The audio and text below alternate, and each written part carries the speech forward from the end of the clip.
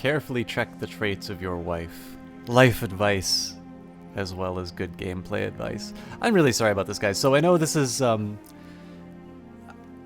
not going to say a well, I mean, good and bad cast isn't for me to say anyway. So I know this is a little bit different, especially for people who are familiar with Crusader Kings 2. We will get to some gameplay content, but again, I'd like to try and give as good of an introduction as I can to this material for people. It's telling me that I'm streaming, but I'm not quite getting a confirmation from Twitch that this is happening. I will remain cautiously optimistic and not reload things. Let me just...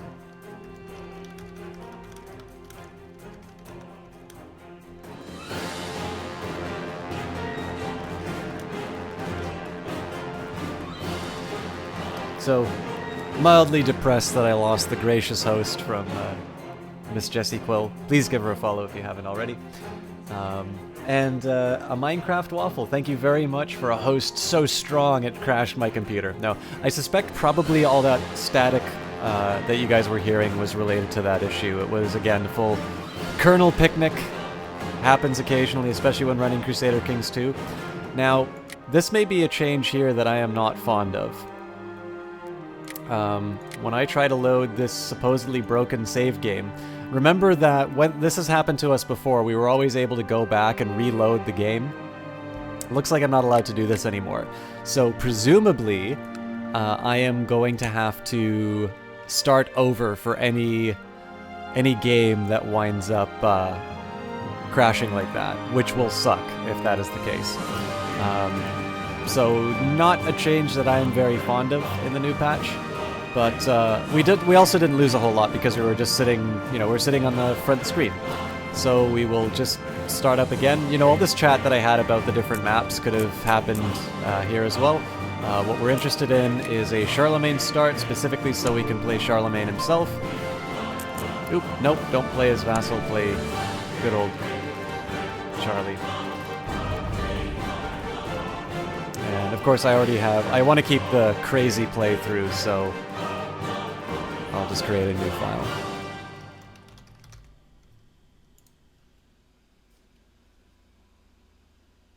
You're live, you can hear audio. Okay, good. No.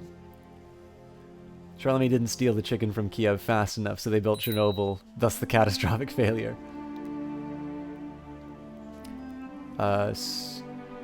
No, the stream should no longer be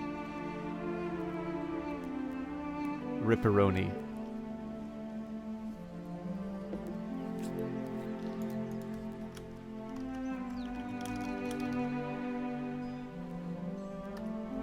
Well, I know she has a bot that takes care of this stuff, but that's fine. If she follows her words and comes back, we can ask. If not, it's not the end of the world. So let me just see. Okay, so they're just adding a new screen. It's a shame because I think it gives you some like flavor text about Charlemagne. But yeah, so I mean, we've covered all of the different visual depictions. There's also things like, your chronicle. This is the Chronicle of House Carling, which is contained in the record of yearly fortunes, glories, and difficulties. You've got, not main menu, you should have a ledger here. So this is a great way of just finding out all of the information in a game. Like, this is very granular. I can't even remember how many pages there are to this thing, but if I go to 1 and go back, it should tell me 14 pages. And this can go everything, like if you want to know possible problems in terms of problematic inheritance, you can go to the ledger and find that. Independent states, again, this is everything. So you have got, let's try and find something.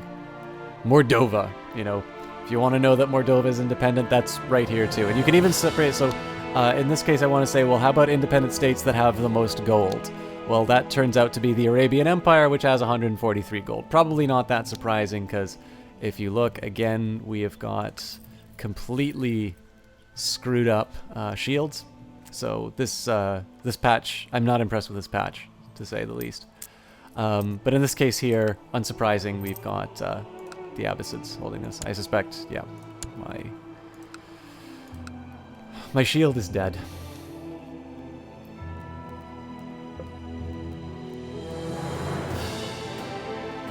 Ah, wonderful. This is true friendship. The hosting of a big streamer to a little streamer.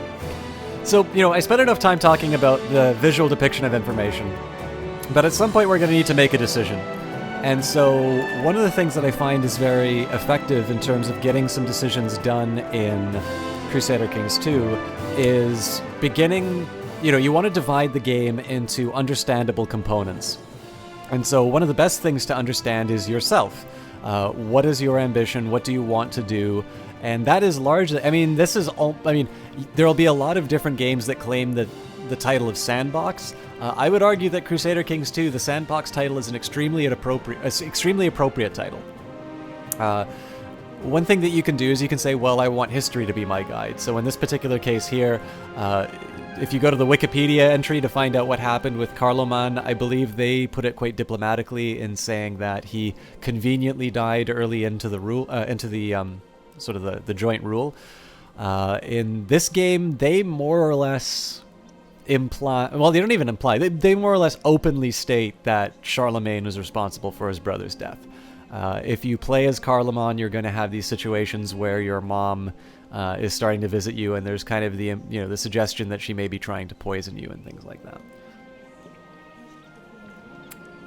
Have I talked about epithets? You can have hose?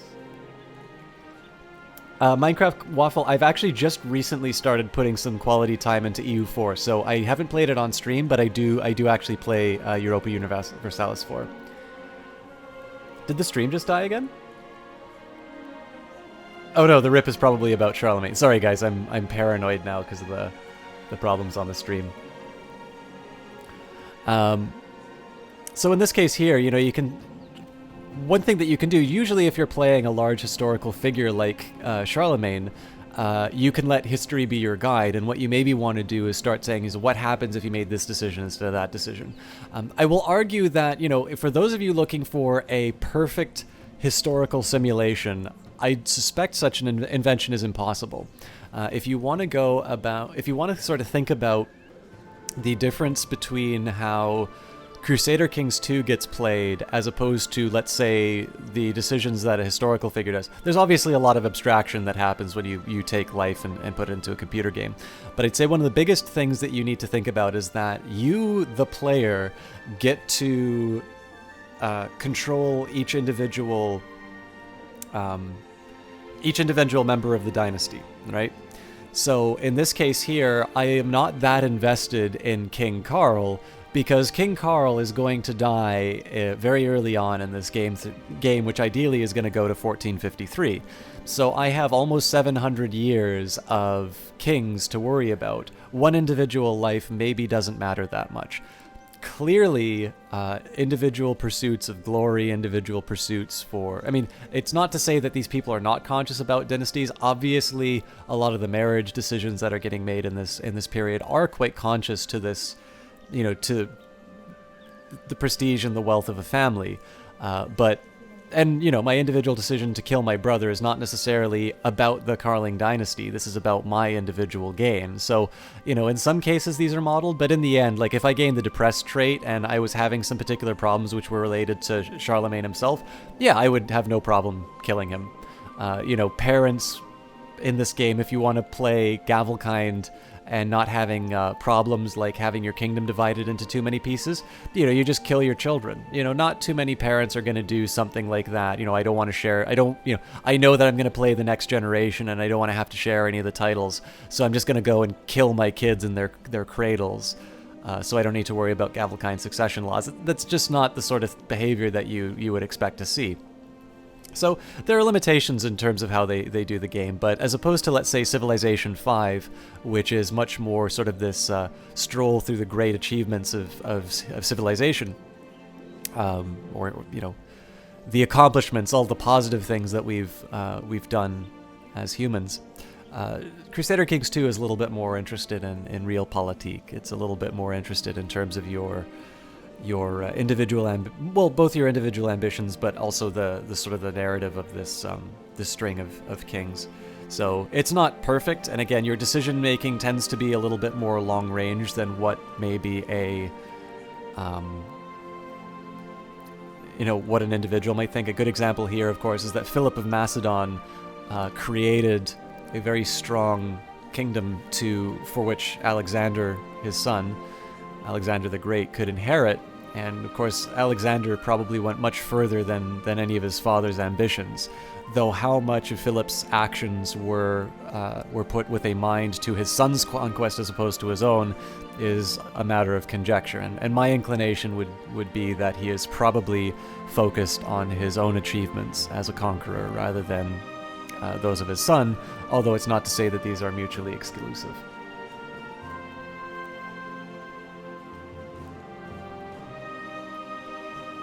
Oh my goodness, we got a bunch of other people in here.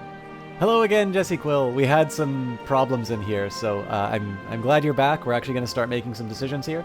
Looks like I am leaving Akakadak. Stream's good, but the weather is starting to affect your connection a little bit. You're going to turn in for the night. Enjoy the storm. Have a splendid stream. Great night. Thanks a lot for sitting through this Akakadak. I know this was not my usual Crusader Kings 2 stream, so I don't think so anyway. So sorry if it was a little bit more dead than what it was, but forgive your bad England. Sorry, forgive your bad English. You can sort of make out what you're trying to say. Not a problem at all. I know. Are you talking? So are you talking about like the different titles that you can earn in this game, Unknown Arc? Welcome back, Jesse Quill. I think I said that already. I too love storms. We actually haven't had a good one in Vancouver for a really long time. Night Akadak, roll your windows up. Fuck King Carl? No. We've got... Oh god, I keep remembering I don't have the language filter on, so I shouldn't say that. But King Carl is us. We don't like Carloman. It's very important. Even though Charlemagne sounds a lot closer to Carloman. Oh, this is interesting. So there is a new thing that's built in. I've never seen forts before. This is going to be a new mechanic that I need to learn. Actually, Jesse Cole, you came back at a great time because we're going to be starting to talk about the decision procedures that I use in this game. So hopefully that'll be a little bit more about teaching the game. But most importantly, have a great night, Akakadak, and welcome back, everybody. I'm really sorry for the the more talky end of things, and of course the rather heavy interruption with my computer blowing up. So, again, I talked a little bit about the abstraction that this game uses. So again, you're playing the succession of rulers. You're going to individually play the rulers. There's no good way of doing it. It's not like the game can shoot you when you die in this game, and then you just get your relative to continue playing the game. That seems to be... I mean, I was talking about how $200 is a fairly expensive price for, playing Crusader Kings 2 as I'm experiencing it at the current rates. Certainly paying with your life is a little bit more. But... I think you guys kind of get the idea of what I'm talking about. So when you play, again, I sort of talked about how this is a sandbox game. If you're playing a figure like Charlemagne, taking history is not a bad way to go. And then you just sort of say, what if they made this individual decision? Again, we have the benefits of hindsight and we have the abstractions of the game. So it's never going to be a perfect historical recreation, but you can always, what if is a very rich kind of foundation for a game. And so I think to play a game like this, everybody cares about themselves. Me is quite important to me. So we will begin just sort of by thinking about what our individual ambitions are.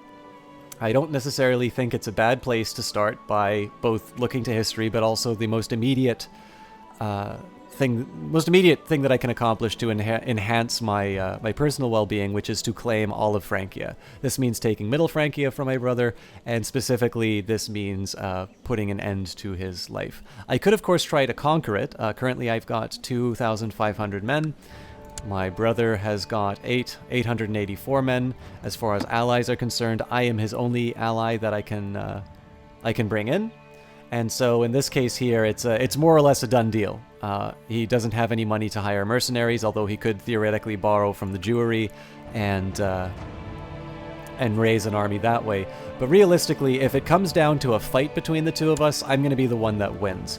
However, it is also a fairly decent way for me to weaken my forces, and there are other ways that I can seize this empire. So maybe let's not think about how I'm going to acquire some land quite yet, because there's a couple of other very minor things I can do first. But in this case here, I'm just going to set myself a very simple and somewhat obvious ambition of saying I want to have all of Francia for myself, which is going to mean there's a few different mechanisms through which I can achieve that, and I kind of talked about the one that I'm going to do on my own. Yes, I did almost make an Inglando joke.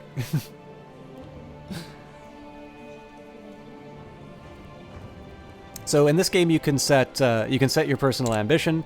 Because this is, of course, the Middle Ages dating simulator, we will create a desire to get married, and conveniently, the Middle Ages had its own Tinder app, so I just take a look here and I find all of these lovely ladies who I can marry.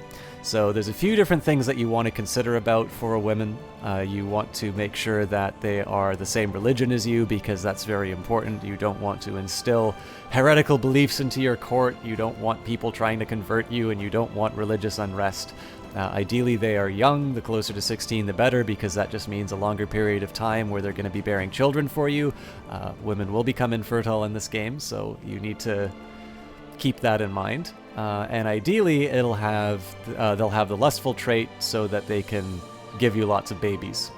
So this would be a good example here, although she's 12, so it would take 4 years for me to get that wife, and whether or not I'm willing to wait that long is another question. I actually think there's a way that I can work with this. So let's just take a look. I don't want to lose too much prestige, but I can become betrothed to this 12-year-old, and in 4 years I will have it. But in this case, I would lose 200 prestige from marrying the relative of a count, so I don't want to do that. So in this case, let's maybe go back to the top of the list, look for some sufficiently young women who can bear me children. The pickings aren't that great, to be completely honest. There is actually an achievement if you divorce a Lombard as well. So I think I need to give up on my quest for a lustful wife. In this case, I'll just go for the youngest Lombard that I can find. This will forge an alliance between me and the Kingdom of Lombardy, which means that it's somebody I can bring into a war. And in this case, Delfreda. Again, the stats aren't necessarily that fantastic. 5 diplomacy, 5 martial, 10 stewardship, 6 espionage, and 4 learning. In this case, my weakest trait is learning. She's not really adding that much to it. And as far as traits, I mean, she's a fortune builder, which just means a bonus to her stewardship. She's craven, shy, zealous, and just. So a nice fact is that we're both zealous, which means that we have a bonus to opinions. But in this case here, there's no compelling reason to have her as a wife other than the fact that she's relatively young and she'll forge a good alliance, which is, of course, exactly what you want to be considering when it comes to the selection of wives. So we swipe right. I gain 4 prestige from the marriage. In this case, is just marrying into this particular house. This is going to cause a little bit of unrest in my kingdom because the Lombards are rivals of ours. But I am sending off the mail, and and the king will dutifully send his daughter off to be my bride. So in the meantime, we're going to set ourselves an ambition. Now, there's a couple of different ways that I can handle this. The first thing that I did on this playthrough was I took the seduction trait. And the reason I did that was it gives me a bonus to intrigue. So when I want to try and assassinate my brother, I'm going to have some bonuses to that trait. It increases my fertility, which means that I can get a legitimate heir. Right now I just have 2 bastards. And the sex appeal, I mean, whatever. That's just basically going to just translate to... that's just going to translate to further seduction bonuses. Of course, the other thing that I could do is just go for a straight +3 to my intrigue here, but I'm actually going to try something a little bit different. I'm going to begin with theology. That'll give a little bit of a boost to my learning, so I'm actually just going to hold off on that until after I fulfill my ambition to get married. One of the reasons I'm doing this is that will allow me to go on a pilgrimage, which will be increasing my piety over a period of time. And the earlier that I do that, the longer that bonus is going to go throughout my life. Now, the drawback is that you can't change focuses until, I believe it's 5 years. So I'm going to have theology. I'm going to get a small benefit from it for one specific action for 5 years. So again, as much as I'd love to do seduction, because that's going to give me certain benefits towards my immediate ambitions, which are to have a legitimate heir, and to, well, I mean, with seduction, maybe I'll just wind up with more illegitimate heirs. But in this case, I'm just going to do something a little bit different, and I'll take my theology focus. I'm not going to do it quite yet, and I'm going to show you why in a moment. So we talked a little bit about what we can do individually. We know what our limits are. We've decided immediately that we want to get married, and that is how we will position ourselves. We've set ourselves our ambition of becoming the king of all of Francia.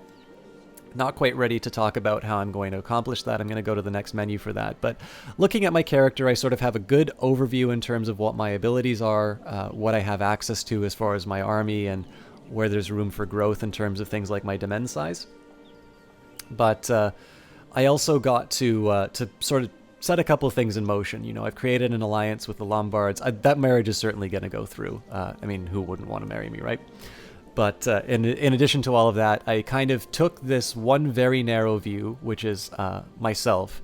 And from that, I've sort of set in motion what my actions are going to be in the next few windows to decide what the next couple of years are going to look like as far as actions are concerned. One other thing I forgot to mention was just all the titles that I hold. I'm currently the King of West Francia.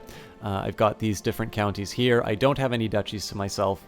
But I do have a strong claim on the Empire of Francia, and I have a strong claim on the Kingdom of Middle Francia. So if I want to declare war on my brother, I could do that right away. But I'm not going to, for reasons which should become apparent in a minute. Bear in mind that for Carl, a lot of events pop up that do all of this for you, including picking a specific wife. Oh, damn it, I didn't know that, Carney. Yeah, that would have been good to know, actually. But that's fair. I'll just kind of play it as I normally did. But thank you for letting me know that, actually, because I didn't, I wasn't aware at all. So let's just take a look at what we can do here. When the next thing that I want to look at as far as my screens are going is I move away from my individual focus, and now I start thinking about the management of my realm. I think the best way that you can sort of divide up the management of the realm is by looking at your council, because each of those traits that I was talking about are represented by one council member. You've got diplomacy, martial, stewardship, intrigue, and learning. So even if you don't mass over the individual traits that you have here and in terms of what they give you, so in this case, diplomacy kind of already implies that this is going to be affecting your relationships with people. Stewardship is probably going to be related to how much you can collect in terms of things like taxes and your domain size and things like that. If you didn't want to think about that, you can look at your council and you can see what actions these individuals can do. Is that really my best marshal? Okay, fair enough. And from there, you can just sort of get an idea in terms of how you're going to accomplish your goals. So let's just take a look at what I can do with my Chancellor who hates me. I could start by appointing a new one, but as it happens, this guy is a really good Chancellor. So I could send him to himself to improve relations, but in this case, I don't feel that threatened by him. So what I could do is I could improve diplomatic relations, I could fabricate claims, or I could sow dissent.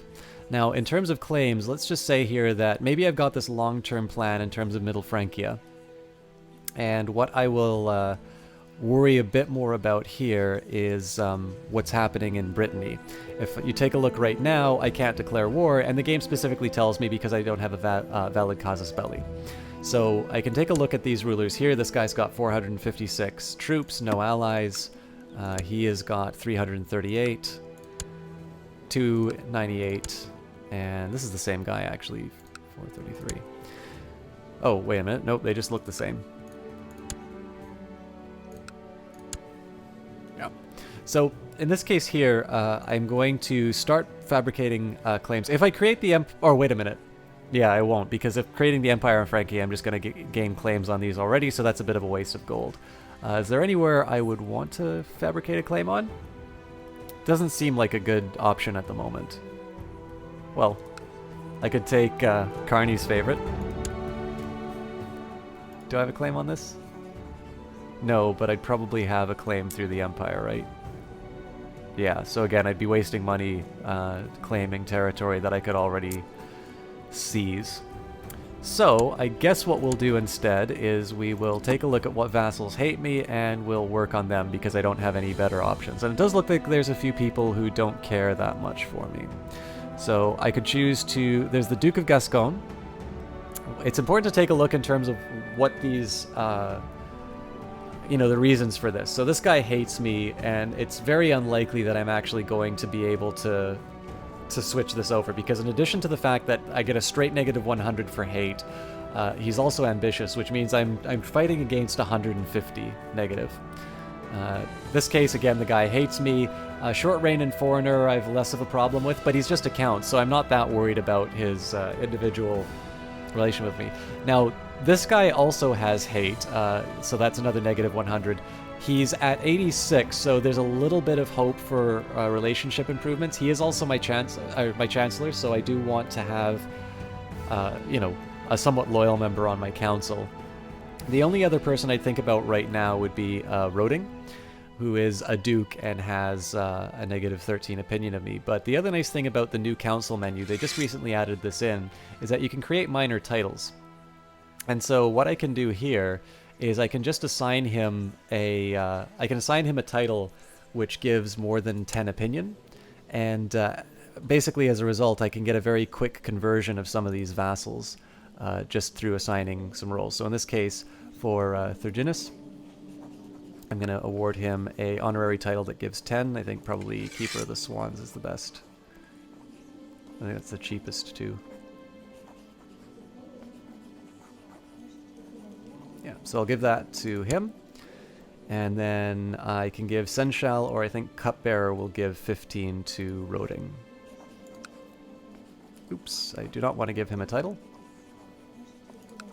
Well, I want to give him an honorary title. So Seneschal is 15, Cupbearer is also 15, so...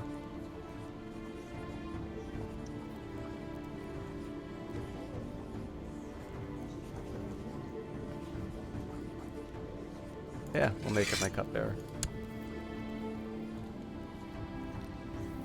Court Eunuch?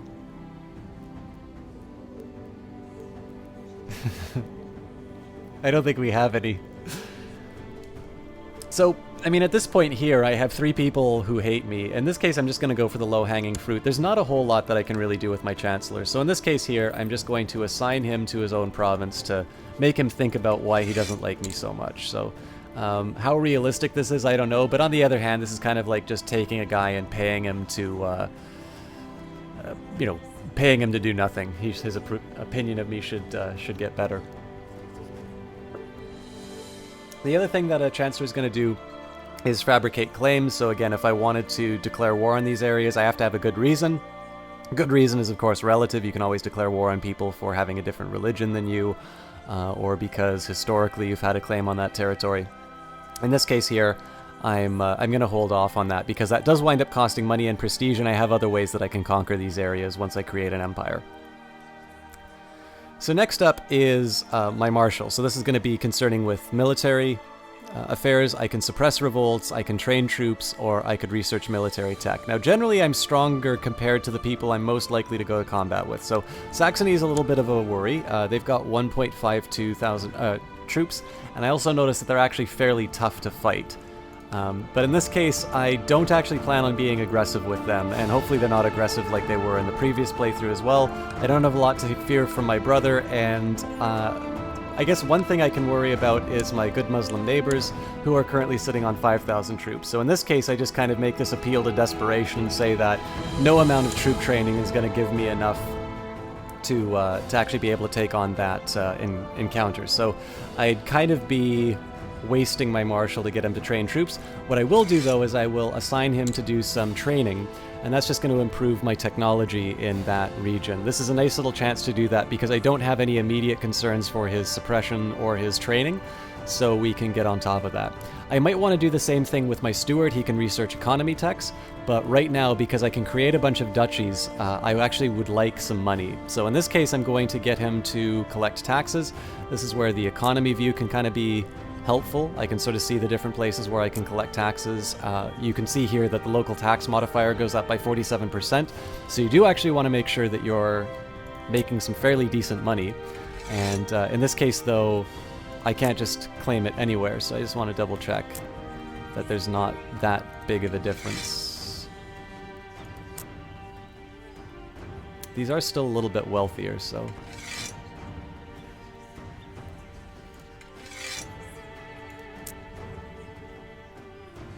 34, 34, 27, 27, yeah, so. In this case, I will just assign him here because this will get me more money. So next up is the Spy Master, who is the Queen Mother.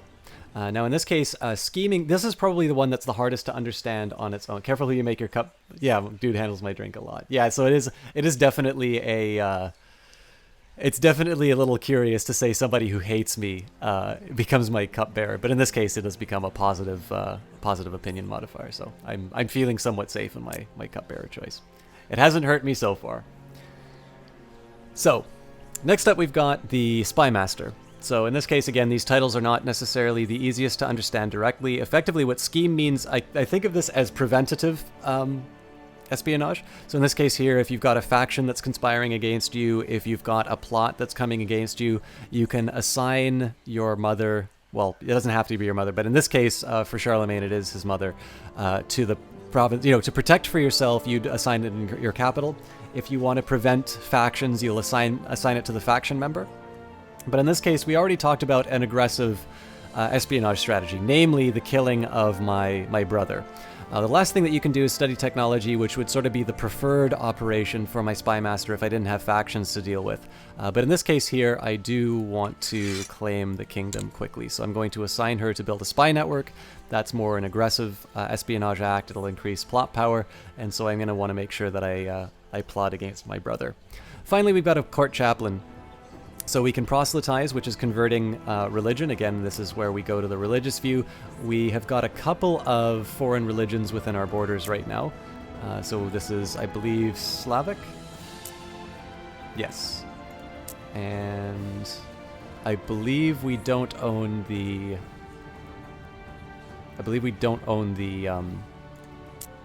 Germanic area anymore. Yeah. So when we take this over, we'll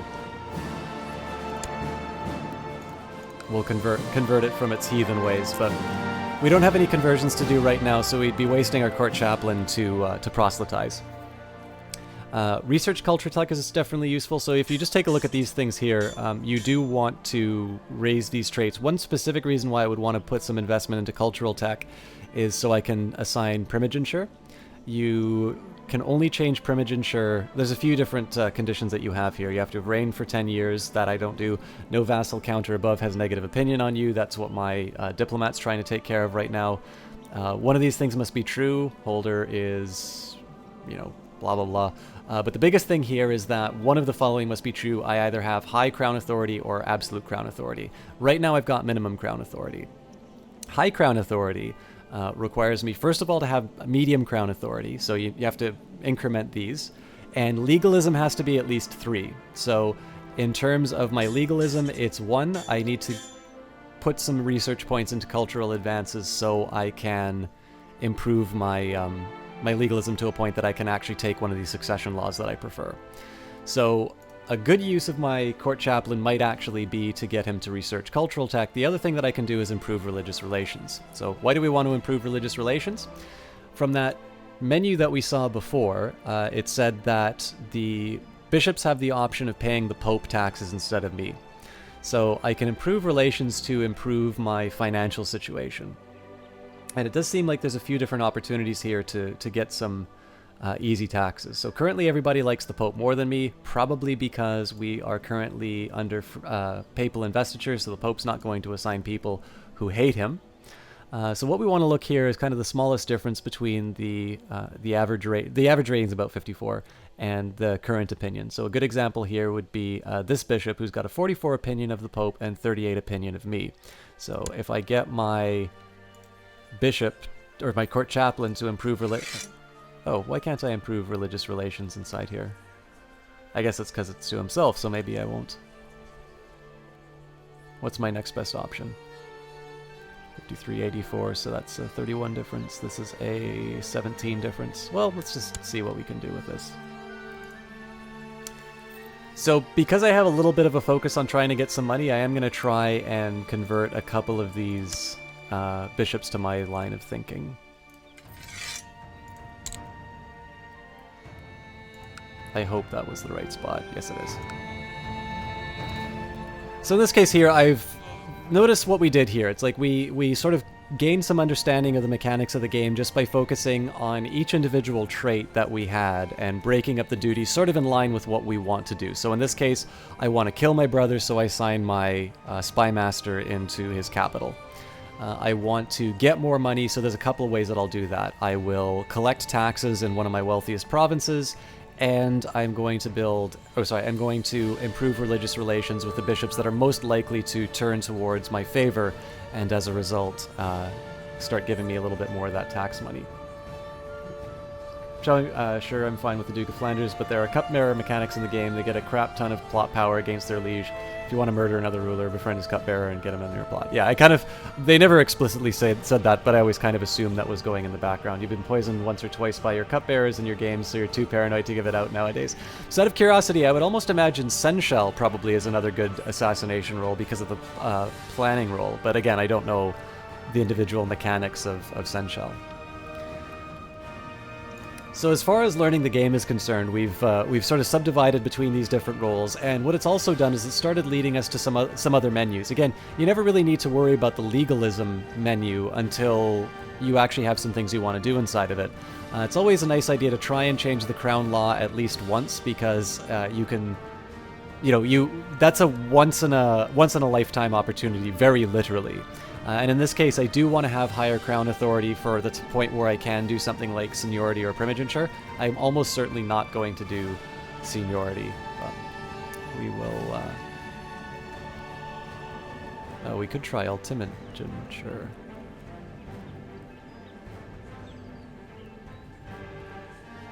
This is actually tempting.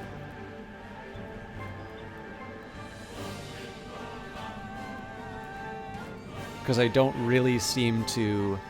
I mean, the only problem is it winds up having so many child rulers, but this might be a nice little intermediate step to prevent the kingdom from being split up. Anyways, I don't need to worry so much about this right now. Eventually I'm going to go to primogeniture. But what we'll start with is changing our crown authority. So we click that law. One of the reasons I want to do it does cost you a bit in terms of vassal opinions. Obviously, you are taking more power for yourself. But the big thing for me is that it'll give you plus 20% on all of your levies. And so what happens here is the individuals in your realm actually need to approve this. Anytime you change the laws, you can't just do that arbitrarily. You need the support of your vassals, and so I need at least 50%. Again, I've got a bunch of people who generally like me, so this shouldn't be too hard to get the 22 votes necessary, and you can actually see where they are. Clearly, I would prefer I would prefer the approval of the Duke of Aquitaine with his 6 votes, as opposed to, let's say, the Duke of Chartres, which only gives me 2. But I'll take any votes that I can get. And if I feel that this is lagging too long, I can always change around. We already took a look at the religion screen. There's not a lot for me to do inside here other than get some information in terms of which bishops like me. Other ones that we haven't gone into are factions. Military we took a look at in terms of the composition of our armies. Technology we've looked at. Again, we can't improve any, but we know that we want to improve legalism because of the laws that we want to introduce, and we're going to be making war, so we do also want to improve our military. And then the last thing, of course, is intrigue. So intrigue will give you a couple of different options. First of all, you can do things like borrow $300 from Jewish merchants, and you can also expel the Jewry. It usually makes sense to borrow money from them before you expel them because, of course, you get the most money that way. You can have a few different specific options as far as your playthrough. So you can try founding the Holy Roman Empire. In this case, I don't have all of the requirements. You have to have a certain realm size and so on and so forth. The biggest problem I ran into is that the head of the religion has to have a 100 opinion of me, which I actually find quite difficult to achieve. So it's probably not going to happen anytime soon. But you can also do things like hold a grand tournament, and just generally you can get an indication about what these individual actions are going to accomplish by mousing over them. So in this case, I get a negative to diplomacy if I expel the Jewry, and there's no point in me doing that, so clearly I'm not going to. You can try promoting a commander if you feel like your existing military commanders are not quite up to snuff. If you need other nobles, so let's say that you've got, like, your only spy master has, like, 2 intrigue, it might make sense to invite a noble to court. You have to pay some gold for it, but potentially you get somebody with stats that you like who you can turn into your spy master. So I'm not actually going to do any of these right now because there's one that's going to come up in a minute. At the moment, I'm just going to wait for my ambition to be fulfilled. So at this point, I've kind of taken a look at all the information that the game can give me. And I've got a little bit of my plan. And again, this is a grand strategy game, so it's not just about using military might to achieve your goals, but it's about using all of the tools of the state. And so at the moment, my immediate goal is to inherit Francia from my soon-to-be deceased brother. What that is going to give me is a lot of different vassals, so I'm going to need to find some ways of reducing my vassal count, and the way that I'd ideally like to do that is by creating a number of duchies. I can currently create 8 titles. So in this case here, let me just take a quick look at what it costs. I think it's a set title, so it's 198. Yeah, so it's 198 for each duchy. I'm going to try and avoid creating the kingdoms for as long as I can. So what I'm really looking for here is about 1,400 gold. That's a lot. And I don't have the stewardship focus because I decided to go for theology at the start. So ideally here, not everything... I don't need to throw everything behind this idea of assassinating my brother. I'm also preparing for the unrest in my realm that's going to come as a result of these potential assassinations. So what I'm sort of doing to get that underway is I'm opting, okay, I'm not going to do my legal research because I want to get a handle on creating these titles as quickly as I can to reduce that number of vassals. As a result, I'm going to go send my court chaplain to try and sweet talk some of the bishops into giving me some money. I'm going to appoint my steward to places where they're getting as much raw cash in the coffers as they can, and I'm also going to be reducing the number of claims that I fabricate and times that I raise my army levies, because all of those things cost money. So again, I'm probably not going to get enough money in time, but the least that I can do is sort of put myself on that path to gaining significant wealth. There's a Jesse Quill icon coming in, which I can't see at the moment, but I'm assuming it's a funny one. Happy face. Nice. Alright, so we're actually ready. You know, we've been talking for hours about this game, and it's time to actually put some things into action. The last thing about this game is it is a real-time game. I'm going to unpause it. I'm going to go on the slowest speed. Generally, if you want to play the game, we've got Duke Anselm of Holland. Okay, Holland is just changing his duchy. A lot of these you can safely ignore because they don't directly relate to you. Oh, I did forget to mention that this game is scored based on prestige and piety. So the holier you are and the greater deeds that you accomplish, and being just being an emperor counts as a great deed. You can earn prestige that way. So this is the neat thing about Crusader Kings 2, is it does wind up teaching you a little bit of history if you're so inclined. In this case, these are role-playing events again, a realm divided. As your father Pepin died, he divided the empire of the Franks and left one half to you and the other half to your brother. He divided the lands in such a way as to force you to cooperate, but it does not appear to have had the desired effect. The friction is constant, and at every turn it seems that your brother is now trying to thwart your plans and weaken your position. You still rule as joint kings, but surely this peace cannot last. So my only option is to acknowledge the message. He will not succeed in his vile schemes. It tells you the effect of this. King Carloman and King Carl become bitter rivals. You can see right now that he actually has a positive opinion of me. He's got an opinion of 12. As soon as I click accept, I can take a quick look at him. And now he's got a negative 88 opinion, and you can see that's because the rival trait gives him negative 100. So he wants to be king as much as me, and it's worth noting that he has taken on the intrigue focus. So what I need to be careful about is the possibility that he might be trying to do the exact same thing to me. In that particular case, I don't actually think I started the assassination attempt on him, so let's get that underway right now. King Carl has decided that it is time for King Carloman to depart this world. King Carl and his backers will look for opportunities to kill King Carloman. The higher the plot power, the more likely they are to find openings. So one nice thing that you can do here is you can add individual people. So these thumbs up will give you some indications that people will automatically join. The sort of even hand is somebody who might join but needs some convincing. If you ever want to bring people like this in, what you want to do is you want to sort it by plot power. So his spy master doesn't like him enough. In this case, he's just going to sign on automatically. In this case here, this guy would need to be convinced. So one way that you could do that is to send him a gift. I'd give him 20 gold and it'll improve his opinion of me. And because he likes me more than Carloman, he's going to be willing to join in on this plot. Again, I've said that I want to create these duchies to deal with the increasing number of vassals that I'm going to wind up getting. So in this case, I don't want to spend money needlessly. What I'm going to do is I'm going to auto-invite plotters. Having the Spy Master on side is already pretty great. The plot power is 46%, and I've got my Spy Master, which is increasing the plot power by 11.5%. So in this case here, it's already going relatively well. The way this mechanic works is that an assassination attempt has a certain number of years that it takes to complete. It's usually in the hundreds of years, and plot power reduces the time that that takes. So again, I want to kill my brother, but I'm in no rush to kill my brother, because in the end I want to raise up my money and I want to be prepared to managing such a large realm with so many pieces. And of course the other thing too is, like, right now he's sitting on 83 gold, so the longer that I let him rule, he's probably going to be increasing his ideally he's going to be increasing his coffers at least. So that's just more money that I can inherit myself later. Hey CPO Williams, how's it going? Unless that boo is for something different. Alright. So I'm going to unpause the game. Again, normally I like to keep it at speed of 3.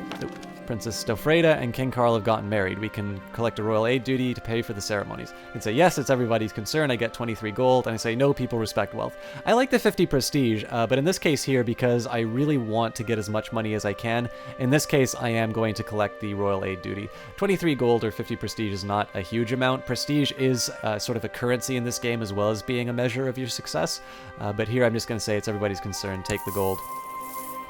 And to the most excellent King Carl, your wisdom and mercy are legendary. I accept your suggestion that King Carl and Princess Stofreda get married. So there is an achievement in this game that if you divorce your wife... Nope, I can't do that yet, it seems. Request a divorce... I can't afford to lose 50 piety. I will soon, though. So in this case here, you get an achievement if you divorce a Lombard wife. So we'll see maybe if we get that this playthrough, but in this case I'll just say, okay, that should fulfill my ambition, so it should give me a warning. As King Carl of West Francia has fulfilled his ambition to get married, which means I can pick another ambition. So in this case here, I can amass wealth, I can become a paragon of virtue, or I can become exalted among men.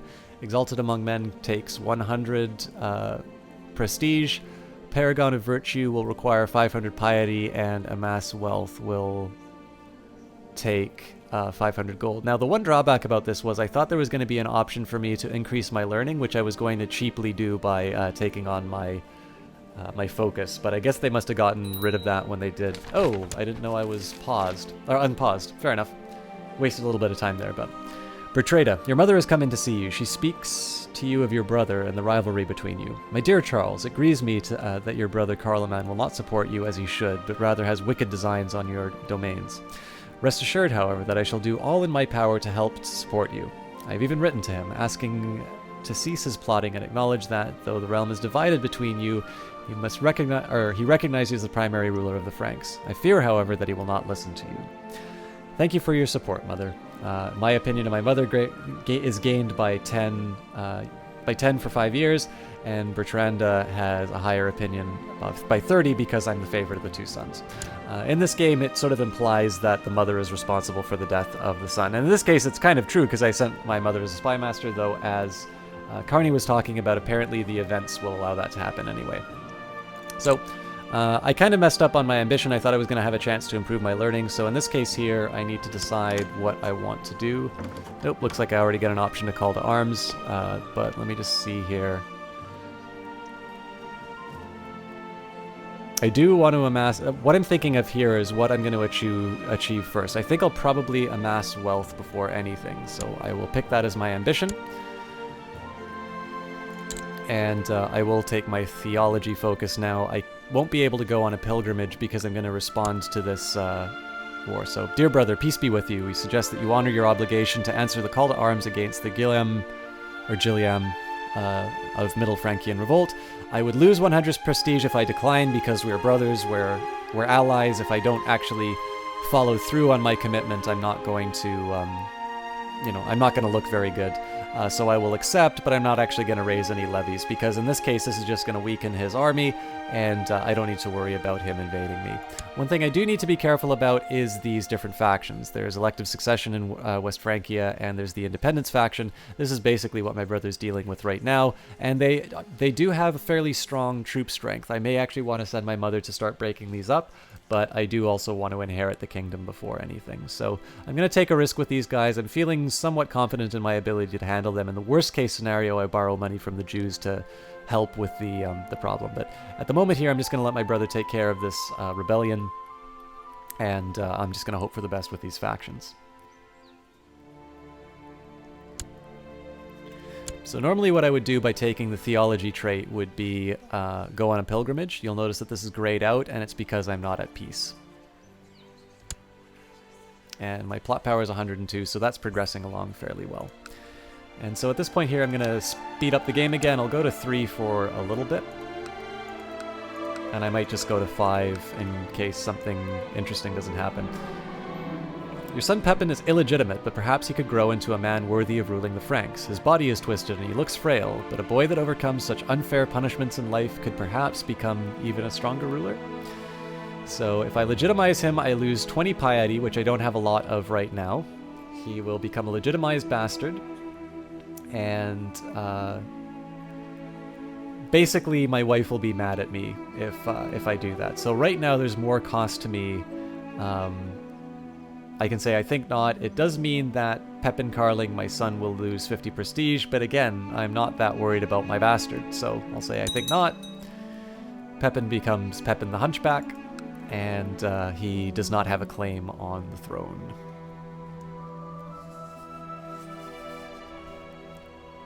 Oh, just lurking while you're golfing, but you have to be active because that's what I do. Nice. Alright, message about arranged marriage has been received. May you live in harmony, contentment. We propose that Elpin and... So in this case here, this is just people in my court. I get to decide who in my court marries who. I just usually automatically accept these. I don't have a lot of time to think about it. Another thing that I can do as well, which I should do more often, is I'm just going to auto-stop plots. I used to try to think about them when I could, but it seems to be a big drag on time. So, oh, here we go. I'm afraid the faction I represent must insist on elective monarchy. We are fully prepared to take up arms should you refuse, and rest assured we have enough men to enforce our just demand. So that was faction I was talking about has become enough of a problem. I'll take a quick look. Usually they don't pop unless they have more troops than me. It looks like they have, so in this case they have amassed about 2,000 men. Wait a minute, that doesn't make any sense. They clearly outnumber them. So I'll raise these levies. The one problem is that they are probably some of the rebellion's probably gonna come up with some of these some of these areas here. So I'm just gonna try and centralize them as best as I can. I won't say I have no choice because I do not want elective succession. I'm gonna say I will not be blackmailed and I'm going to war. So let's just lower the speed a little bit so I can get an idea of what I'm up against.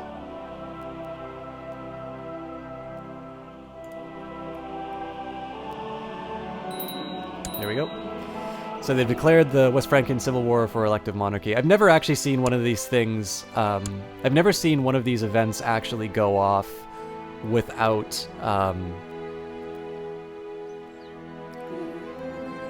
them actually following through on the threat. So in this case here, actually, the division isn't that bad. So I'm gonna keep these guys away from the front, but I won't amass them in my capital. I'll actually just move them here. The ideal is to raise your levies and then just stomp the rebellion before it can get together. But again, I'm fairly confident that my forces are larger than his. He says that he has access to 2,000 troops. And I currently have access to how many? Yeah, 2.9. So I'm not, even if they group up, I'm not that worried. And actually what I can do here, I can hit Control and left click. And this will actually bring in allies. Now, because that is my Chancellor who's currently rebelling against me, I have to take one of these less than ideal options. I will assign him, and let's take a look. Oh, I believe this is my cupbearer who now has a negative opinion of me. So let's get the Chancellor to speak nicely to him so I don't get poisoned. Now, another thing to keep in mind about this is that, rebellion... So this is clearly not ideal for me. I don't want to be spending money. I don't want to be losing money, conducting a war. I don't want to be losing troops. But what this does is the people who are most likely to be resisting my new law have now left the kingdom in rebellion, which means that there's a very good chance that I might actually pass the new succession law while I'm currently undergoing or not the succession law, the Crown Authority. I may actually pass that law in the as a result of this this war. We'll see. Mecha Fanboy is going to get some sleep unless you manage to not sleep again. Have a good sleep, Mecha Fanboy. Sorry this wasn't the most exciting cast that I've done. We will make it up to you either the next cast, or definitely next Friday. We're going to do a little bit more of an action-packed one. I know we had some technical problems, but I also kind of spent a little too much time talking about the intro stuff, though I hope you guys found that somewhat interesting. Alright, so my brother Carloman, who I'm trying to kill, your wisdom and mercy are legendary. Of course we will honor any obligation and answer your call to war. And we should be getting one from my Lombard father-in-law. Your wisdom and mercy are legendary. Of course I'll honor my obligation and answer your call to war. So the nice thing here is that I have some meat shields in the form of my allies. I also think one of the reasons why they are more inclined to accept is that this is really getting to these are rulers who are dealing with rebellions that are really getting to the heart of their political systems. So in this case here, we're talking about people who are dealing with, yes, it's a rebellion in a neighboring country, but if all of a sudden you hear that there's been a successful rebellion to bring in, more democratic institutions or something like that, you're probably going to be more likely to face those rebellions yourself. Maybe not in the game, but in life, that's kind of the way that you tend to think of these things, right? We were talking about the Arab Spring. So in this case here, you probably see that best reflected in the prestige cost for people undermining these institutions. Now, one thing that I can do here... My liege, my mission in Bruges has so far been a success. During my visit to the court of Duke Roding of Flanders, I seem to have managed to make him understand that you are benevolent and a peaceful ruler, or what a benevolent and peaceful ruler you really are, and he sends his regards. So this is nice. I get an additional 30 opinion. It doesn't last forever, but in this case, my cupbearer has a high opinion of me, which means they're less likely to poison me. Now notice I'm not worrying too much about the siege here. There's a possibility that they will lose some troops over the course of the siege. I don't think there's any way that I can really... I think maybe if I go from the left, I don't have to cross a river. Yeah. So what I'm going to do, I clearly outnumber them. I'm going to move my troops in place, and I'm going to let them lay siege to this territory. They're making fairly decent progress, but one of the things that I'm doing is taking my time, because there are events that can trigger that actually hurt the besiegers, which means that there are fewer troops to deal with. And I always keep talking about Lencester's laws. They do at least seem to be informing part... I mean, it could just be that that's the way the math works on these things. But they do come into place. Like, when you have a significantly larger force, you're going to wind up losing fewer troops. So it's ideal for me to go against the weakest force that I can find. I forgot that I can appoint a commander, so in this case we'll just go for the guy with the highest martial skill.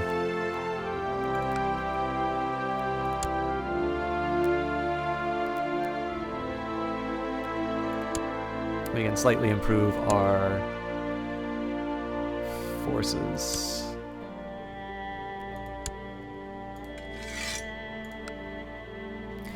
My lord, we have received news that King Carloman of Middle Francia has chosen to go into hiding in order to try and foil the plot against his life. That coward, it won't save him. So it looks like he became aware of my attempt to kill him. That definitely puts a big damper on my assassination attempts. In fact, I believe somebody can't be assassinated if they're in hiding. So what I may want to do is send my mother to start dealing with some of these factions, or get her to spy on some territories and gain those technologies. Definitely looks like the plot power is getting quite strong, so I'll maybe wait till I have sufficient plot power, then I'll move my mother.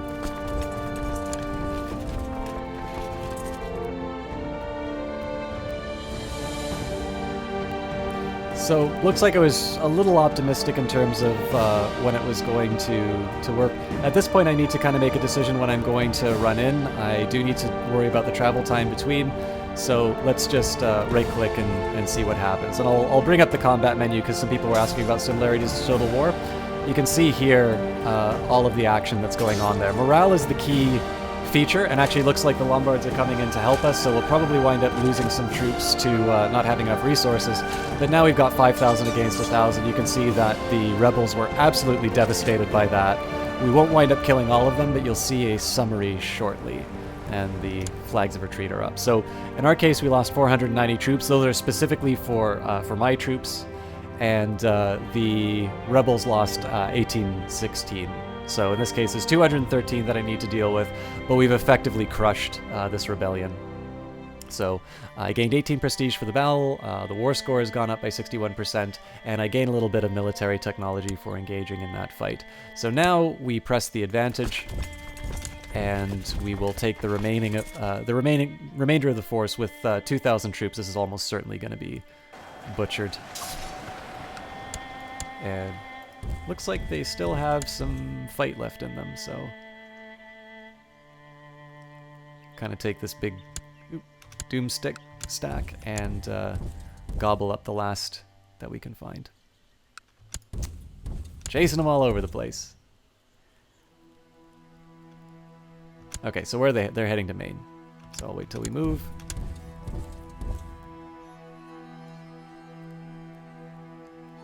I have to catch up with them at some point. There we go. So, again, not a ton of war score there. So I have a little bit of a decision to make right now. I could just try and lay siege to the personal holdings, or I can deal with the other rebellion here. In this case, I want to give my brother a little bit of a fighting chance. And I've got a big stack right now, so I know the impact is going to be fairly minimal. I don't have any other factions right now, so let's just take my mom. And I really can't steal technology. Oh, yes, I can.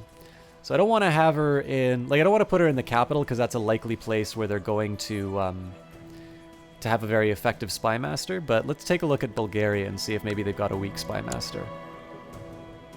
There should be a way that I can...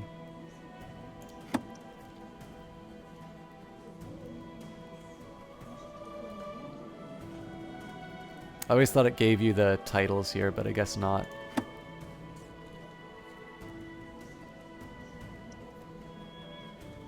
Okay, it's this guy. So he's got 13, and in comparison over in... Oh, you know what? This is going to be... I have a feeling this is going to be a complete pain to try and figure out who his spy master is. Hey, he's insane! Alright. Anyway, so Bulgaria seems to be a fairly good option. Again, I won't go into their capital. But, you know, just taking a province with a relatively weak spy master feels a little bit safe. So in this case... We're going to take some of that sweet, sweet technology out of Bulgaria. Again, there's always a chance that your spy master gets caught, which is a bit of a disaster for me, but Mom's not going to be doing a whole lot in a place where my brother is in hiding.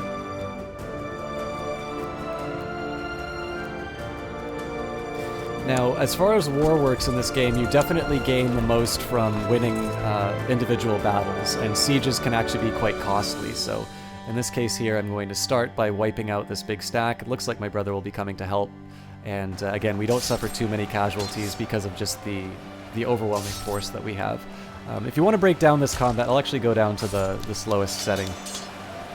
What you notice here is they talk about different kinds of tactics. There's 3 phases, so right now you've kind of got this skirmish with the ranged.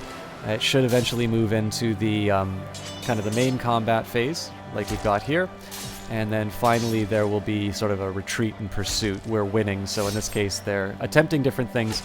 They did have a fairly strong commander on the right flank, but it didn't help them, and we completely decimated that army. All 1,333 men lost their lives in exchange for our loss of 234. And I was actually incorrect. It does appear that there are... it does appear that the allies are included in that. So what we're going to do now is we're just going to pop this wimpy little 260 army before they can become a problem. Then we're going to lay siege to the capital because it does become a little bit costly. But at this point, taking out armies isn't going to be... In fact, they're Where are they heading? They're heading to Tours. They'll probably go to Blois afterwards, so... I don't want to chase them too far, because there's just going to be another batch of troops that rises up. My liege, the people of Constantia have progressed beyond our own technological level. I have managed to study their advancements, and documents enclosed here should help us reach their level. I hope you find this to your satisfaction. Your humble spy master, Bertrand Charlebid? I don't know. The longer rebellion, the more of a chance to pass crown authority. Yeah, good point.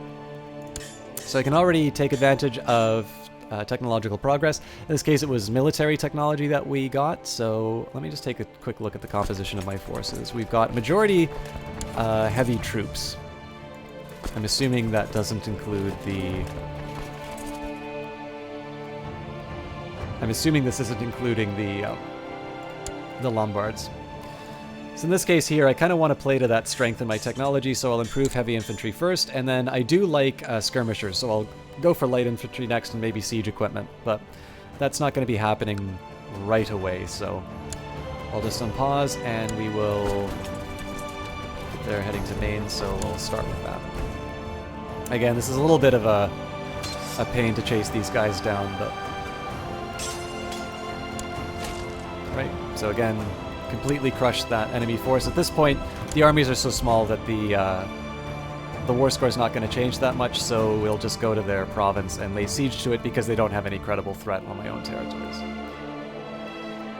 I'm actually surprised that the Crown Authority hasn't been passed yet. It is important to remember that while I may have some benefits from carrying on the war, I am losing money each turn. I'll gain some from taking over territories as well, but... And looks like none of my bishops are coming on side.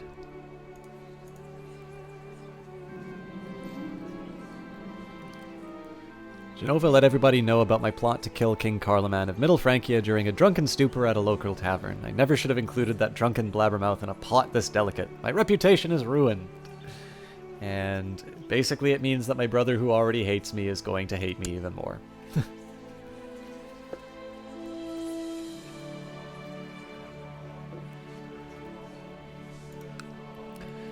So at this point here, one thing that's sometimes difficult about these games is just learning to be patient. Oop. With your strong devotion to the Catholic faith, you spent countless hours reading the Bible and thinking about the meaning and origin of the sacred words therein. There are some things that don't quite correspond to what the priests are saying in the sermons, however. I have no right to question them, 30 piety. Perhaps it should not be taken so literally after all. I lose the trait zealous, or the priests are charlatans. I gain 100 piety. I embrace the Cathar heresy. King Carl of West Francia gets religious studies and gains learning +1. Now, this is a huge deal. If I become a Cathar, I become a potential target for religious wars. Now, I'm fairly strong, but even then, one weak moment and everybody can turn against me. The other thing, too, of course, is that I potentially lose my allies in Lombardy, Middle Francia might go against me, and I potentially increase the benefits of my, I potentially increase the unrest inside my own realm. So as tempting as it is to become a Cathar in my own right, it is so damaging to embrace a heresy like that I'm not quite willing to go to the end. So in this case, I'll say I have no right to question them. I do actually want the zealous trait, so I'll hang on to it. Lombard Queen, my lord, there's a lot of grumbling amongst the lords of the realm. While it is understood that your marriage to Defreda has great political utility, it is hard for many to accept that you have married a princess of the realm, from the realm of our age-old enemies, the Lombards. It has reached a point where you may even be losing the support of some nobles, but perhaps it is not too late to rectify the situation. I knew this would be a bad idea. I'll renounce her, so I lose 100 piety. King Desideratus' opinion of me is -30. Ansia's opinion is -30 of me, and I divorce King Delfreda of West Francia. So, I face another choice here. I can afford to lose the piety. I would gain the achievement for divorcing her, but I lose my strong ally. Why it's not passed?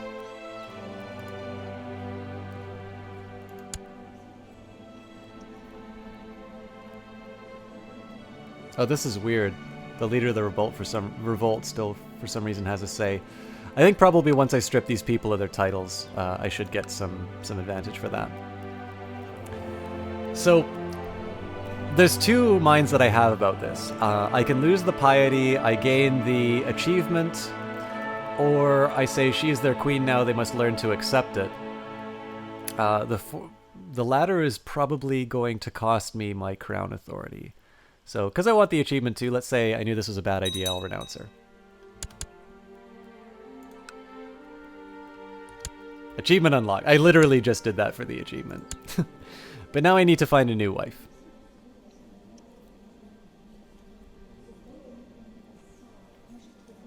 Preferably one that isn't gay.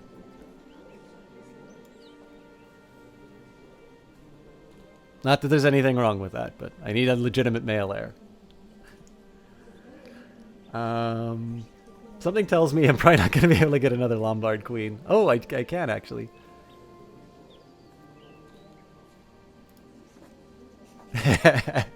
I'm just going to marry her again. That's ridiculous. I'm actually able to do that.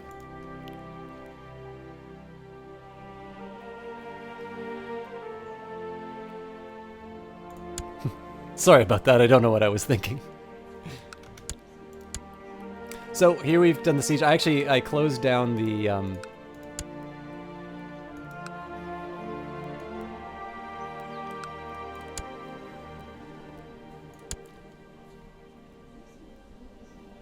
maybe it's a different one? She doesn't have the negative trait from before. Or maybe the game knows what I'm doing and it's just taken it as my lords are angry for having the Lombard queen, but... Anyways, I got my achievement, which is what matters. Still trying to tick down on the siege. I actually should have showed you the screen that shows you what you gain from it, but I should have gotten some money from taking that holding. We got 18 gold from that particular siege. We do wind up losing a few troops as they garrison the fort, but in this case here, I just kind of want to keep putting the herd on where I can and slowly let that tick up. So, your brother's keeper, your mother comes to see you. My son, your brother's plotting against you is dangerous. I know you love him as dearly as I do, but something must be done. With your permission, I will go see him and do what is needed to resolve the conflict.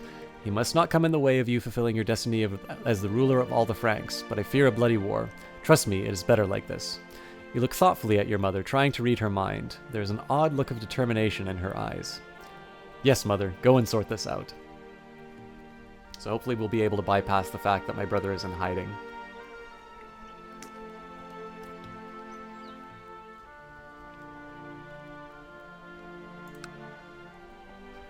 And again, in this case, we're just kind of sitting out the siege. I've talked about this a couple of times before, but what we can do is we can take... Oh!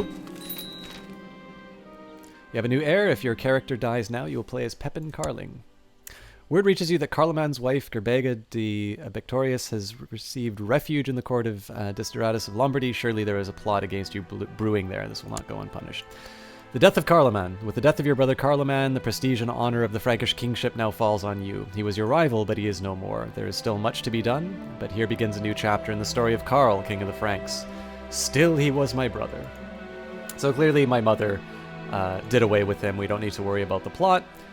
And I have inherited his wars. So, this is kind of a repeat of the stream that we had after W. Shands, but now is not a bad time to just take a second, reevaluate what I'm trying to accomplish. West Francia is in my possession. Oh, sorry, the Empire of Francia is in my possession. I've got more vassals that I know what to do with, and I'm currently fighting a couple of wars.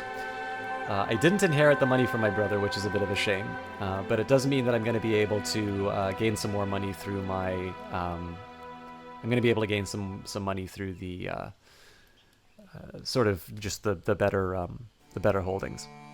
So in some cases here, I don't need to worry about my demesne size. My demesne size is large enough. I do need to worry about 5 too many vassals, because that is going to be hurting my ability to raise troops. The one problem that I ran into was my decision to invade Lombardy, which I do apparently have a claim on, yes.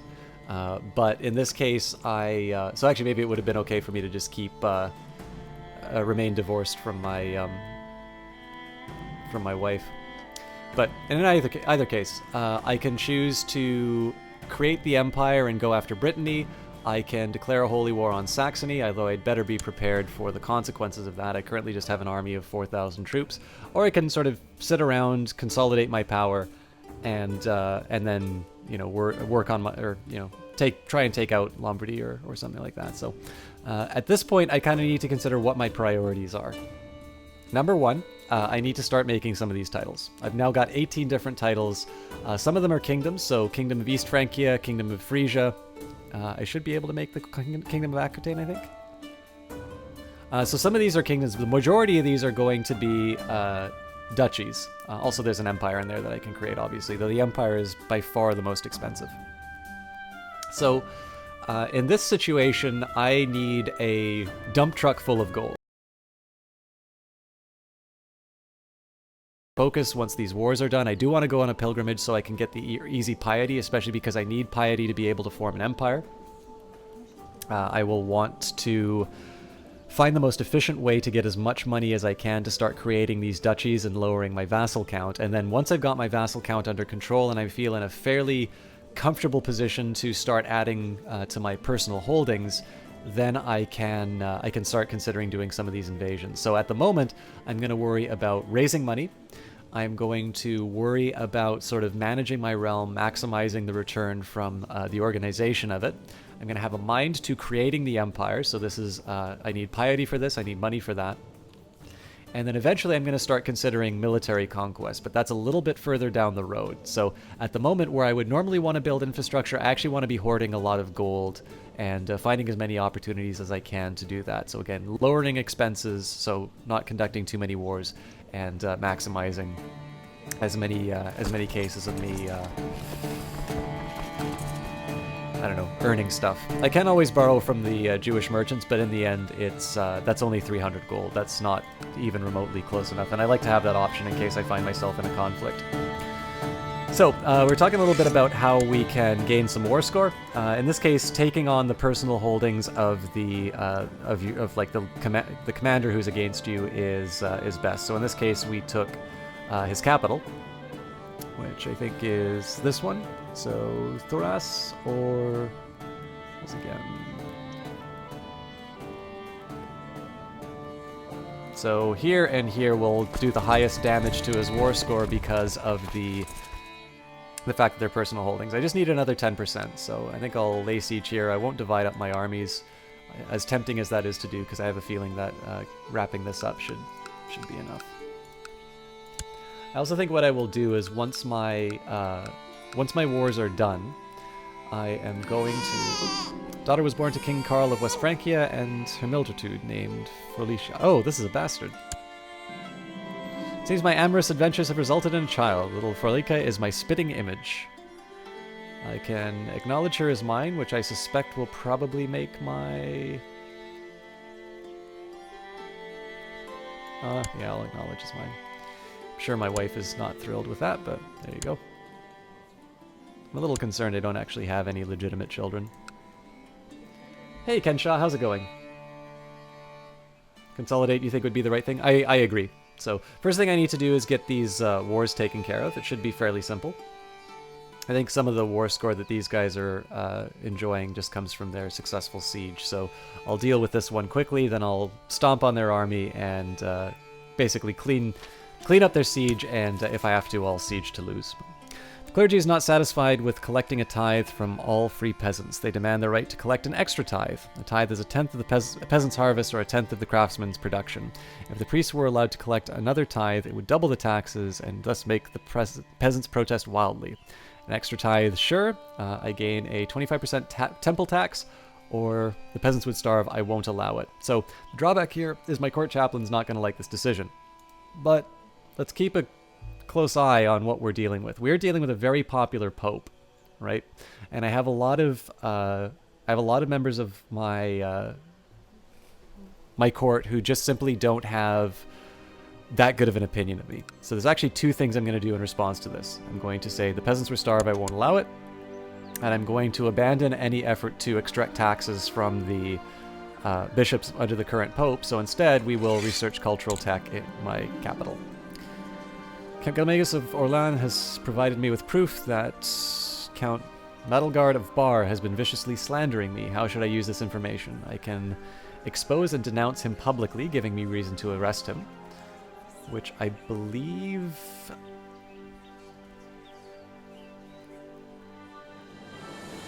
So I don't think I can revoke the title in this case.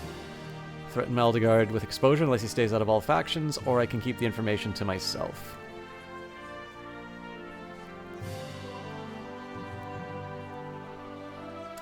Let's expose him. My wife Defreda tells me she's pregnant, but that can't be right, can it? So yeah, clearly this guy's unhappy with me doing that. Let's see the chance of...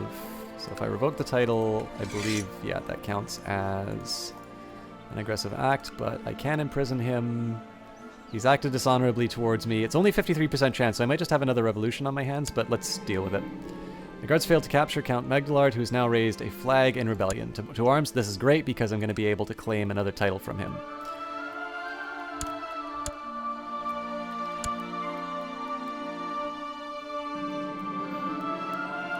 Thought it over, I cannot be the father of my wife's baby. As it grows in rebellion, I have trouble sleeping, and I must put the matter to rest. I will hire someone to find out, so it's a little bit of a waste of gold, but it'd be good to know whether or not this is a legitimate child. When Remigius asked me if I wanted to go hunting with him, I gladly accepted. Sadly, the hunt was ruined by his greed. Unacceptable, and I lose opinion with this guy here. So, I've definitely bitten off a little bit more than I can chew, but I'm not that frightened by these particular rebellions, so...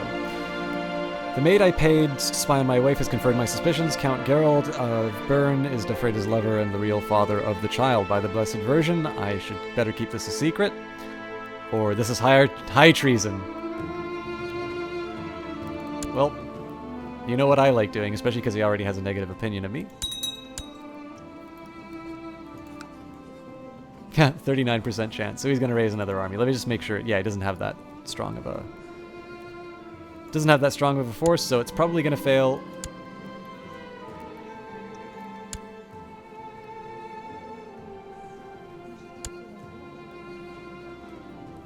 Oh, so he got away. What happened to... My wife is now known as the Unfaithful. Oh, I became the Count of Burgonde. And the Count... Oh, wait, nope, these are the things... Okay, so what happened to his realm?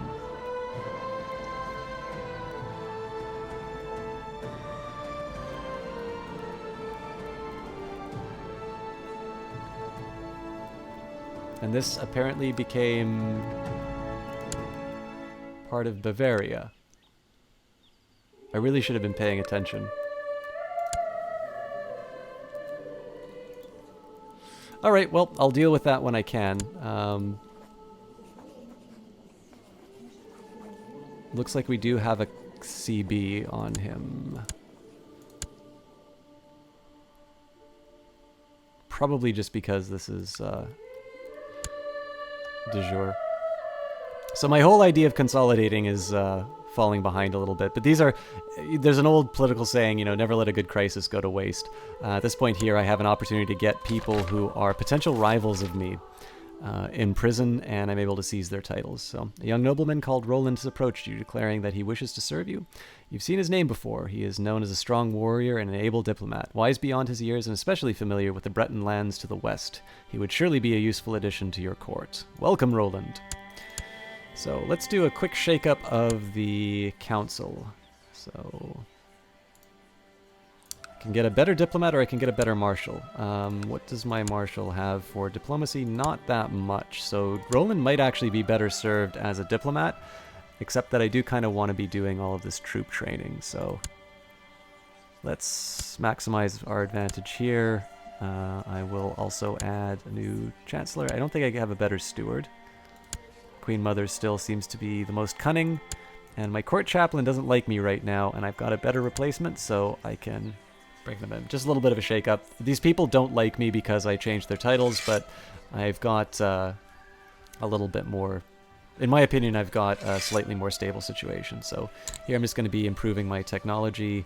We're still going to be raising money, although I think I'm going to change where I'm raising money. And again, I'm hoping that I'm going to be done with wars soon. So let's research a military technology in the capital. And then I think I should probably start looking for vassals that don't like me, especially because I should be changing crown laws. So we have got, let's find who's got the most. So Hunalade, when I take his title, won't have those 6 votes anymore. So let's go with Aben or Bagulf.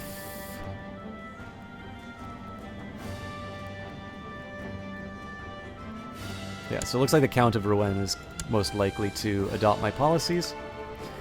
So we will send the Chancellor to negotiate with him.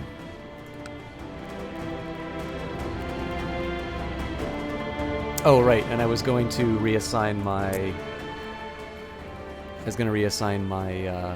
steward, so... These 3 here and the middle. 32...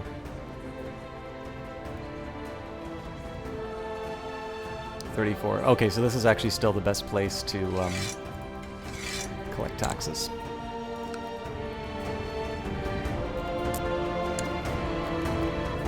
And again, we're just going to sit out the sieges. It's not going to take that long for these areas because we're now going to be laying siege to cities, which just inherently are less defensible. And we have now completed the war. So the rebellion for elective monarchy is done, and we'll start taking on the next one.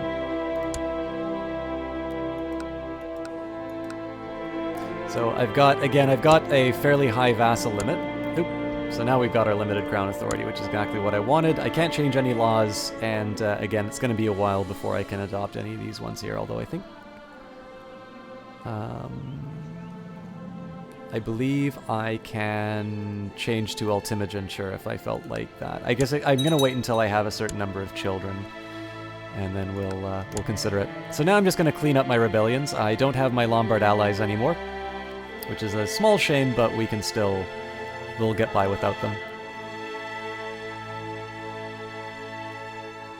It's also worth remembering that I can actually... if I wanted, I can always raise extra levies that I got from claiming my brother's kingdom. Although I am also going to deal with this rebellion up here, because they have enough... Oh, who is that? Joseph Knight, thank you very much for the follow. It's like the best CK2 stream ever seen. Way to consistently communicate. I really appreciate you saying that, Joseph Knight. I definitely am quite new to the game. I've done one full playthrough, but one of my goals this time as well, I know we had Jessie Quill who was hosting us and might still be watching right now, although I know she's East Coast, so it's going to be a very late night for her at a time when she's quite ill. So I personally, I hope she's asleep right now for her own going. But every once in a while I hear that I have a nice voice, and so I think even if I don't have the best video quality, and sometimes I may be saying some things that people already know about the game, the big thing here is that this is a fun game to share, and people get turned off by the complexity, so I think one of the best ways I can sort of serve the game is maybe not try to be the best at tactics, because that's maybe not my role, but instead to share what I find interesting about the game and then just get the feedback from the stream. But most importantly, I thank you for your extremely kind comments. Having stuff to respond to in chat is a great way for me to keep the stream going, but I also really appreciate the support that you've shown through that follow. I always accept that. So you're good? Good voice? No annoyances? Keep it up. Yeah, awesome, Joseph Knight. Thank you so much for saying that. That means a lot. So, the prisoner, the Duke of Honald of Aquitaine, is complaining about his dark cell, the dungeon, and is asking for more suitable accommodation. Seeing as we just kicked his ass in combat, I'm not inclined to grant any of these things, but I want to see his... Oh, right, he was the good diplomat. So, if I'm merciful, he's going to go from having a -10 diplomacy to a -5. I can say let him rot or suitable. How about the oubliette, which I don't know. In this case, so I need to be careful about this. He's relatively old, so if I put him in there, he's going to get -20 diplomacy, which is good for me, but I also possibly kill him. So...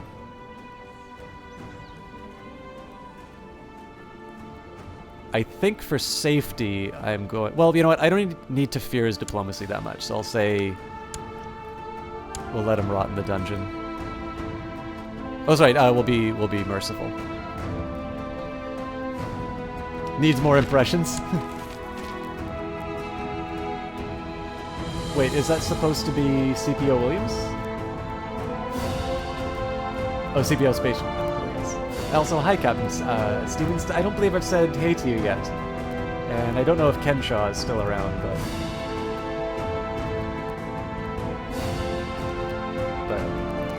I owe you all hellos. Okay, Lombard Queen. My lord, there's a lot of grumbling among the lords of the realm. While I understood that your marriage to Delfreda has great political utility... So this is the same problem that I had before. So I would be tempted to take on Lombardy, but in this case I'm going to say she is their queen now. I've already got the political goal that I had, so there isn't the same imperative for me to keep the vassals happy. And likewise, I don't have any particular designs on that kingdom in the immediate future, so I think it's better to just stick with the woman who's most likely to give me some legitimate heirs, although she did have an affair with me, and instead we'll worry about, we'll just worry about sort of wrapping up the work that we've already got ahead of us. So, using smuggled in rope, Honald of Aquitaine almost managed to escape from custody, but the guards caught him in time. Alright, you know what? May you live in harmony and contentment. I've discovered a plot where Count Arnold of Auxerre seeks to fabricate a claim on the Duchy of Burgundy. So, here's what I'm going to do here, just so I don't need to worry about my prisoner dying on me. Let's... I'll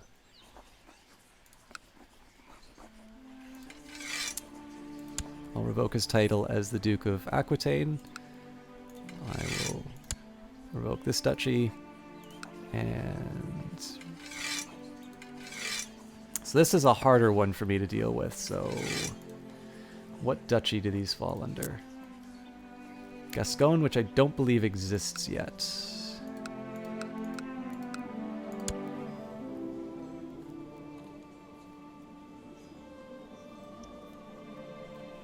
Let me just take a quick second here. Oh, it does exist. So who owns it? Oh, it's mine, probably. Yeah, I just took it. I'm an idiot. Alright, so I basically get to pick which of the realms which of the titles inside this realm is I get to keep, so. Let's be smart about this, actually, because if I hang on to it for a little while, I want to claim the money. So it looks like Marsan is the best... Wait, he didn't own that, did he? Oh, yes he does, so I will take the one with the highest taxes. I've currently filled out my domain... I filled out my domain limit. I don't have too many duchies, so right now this is not going to cause unpopularity with my vassals. But I am eventually going to start having to distribute these titles.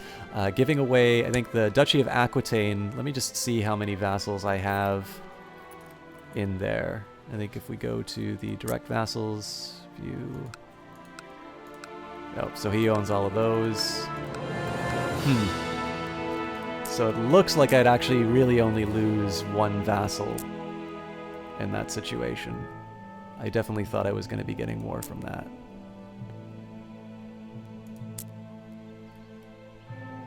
Well, better than nothing, I suppose. And how about the other duchy that I claimed?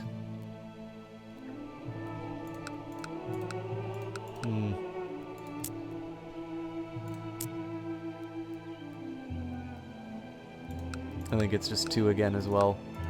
So, I mean, not fantastic, but it's it'll be a start. So what I'm going to do right now is I'm going to hang on to those because those will be increasing that'll be increasing my wealth, and I'm not currently suffering any penalties for it. I don't think. An easy way that you can check that is just by mousing over opinions. Increased crown authority. Angry probably because of my Lombard Queen, short reign, vicious rumors. Yeah, so most of these things are, if they're under my control, they're counter to my current game goals. So good stuff. Do it. Don't marry the first girl you see when you get off the boat. Already married? Yeah. When doing it wrong. Oh, you're talking about CPO.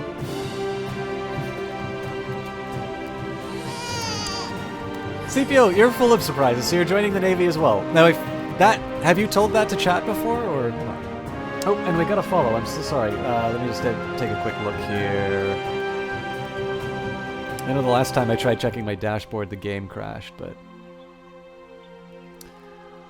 Warpony, thank you very... That's a great name, by the way. Thank you very much for...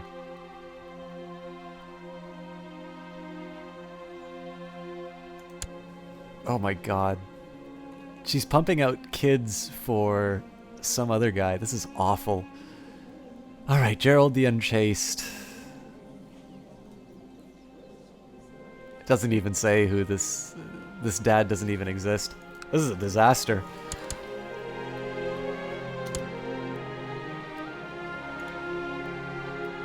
Oh, you were in the Navy.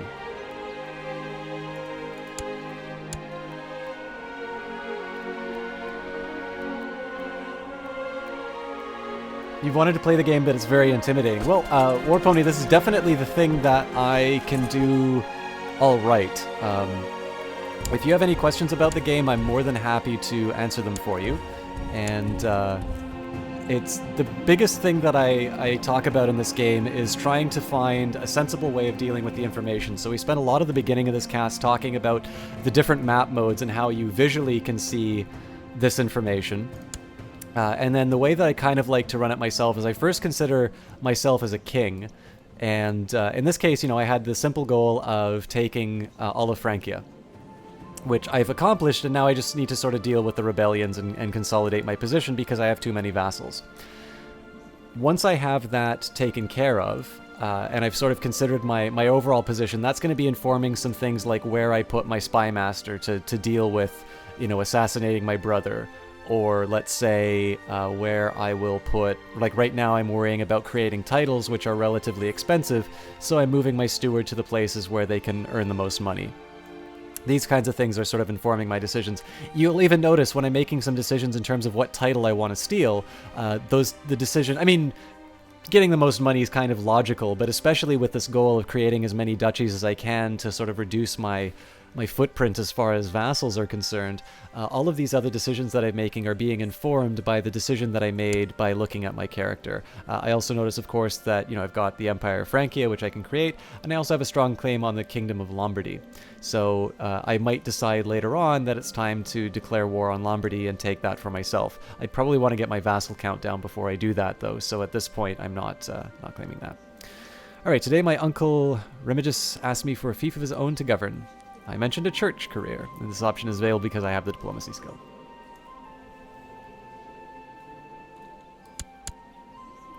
Better than Warbrony. Superior Blaze is hosting me for 2 beers. Thank you very much, Superior Blaze. Superior Blaze is actually somebody who I believe just recently applied to Team Panda, which is the group that I'm on. He also does a lot of co-casts with one of my fellow Team Panda members named Kite260, who is here as well. Were you casting today, Kite? In any case, there's actually quite a few new faces in chat, so thank you very much for everybody hanging out and showing me that support. I will just take a quick minute to shout out my team members. So Kite260 is here. The thing that I like the most about Blaze's and Kite's casts are that they've got a very good rapport together. So they were doing Portal 2, which I really enjoyed. They actually do more than just Portal 2, but that particular stream stands out for me, at least, in terms of their overall quality. And in this case, Team Panda is... Obviously, I'm a fairly small channel, and you'll notice that about a lot of different people. I was also talking about Jesse Quill, who is certainly one of the largest, most influential members of Team Panda. And this is a team which is oriented a little bit more around either similar themes or styles. They don't necessarily always play the same games, but just generally a group of people who can get along quite well, and our one common connection is the partnered streamer, Seriously Clara. And she's the host of Team Panda. Again, in this case, we're a little bit more concerned about the ability of people to kind of just basically get along and have this very viewer-centric approach to their casts. You'll notice that I do like talking quite a bit with you guys. And so if you like that kind of style, I strongly recommend Team Panda. It would be very hard for a member of Team Panda to be somebody who I wouldn't have a great time watching personally. And I can definitely vouch, at least as far as my tastes are concerned, I'm very happy to watch Kite. And of course, Superior Blaze usually means that I get to watch some Usually means I get to watch him with Kite as well. So they're all people who definitely deserve your support. Although if you're looking for Crusader Kings 2, I think I'm kind of the unique contributor on those.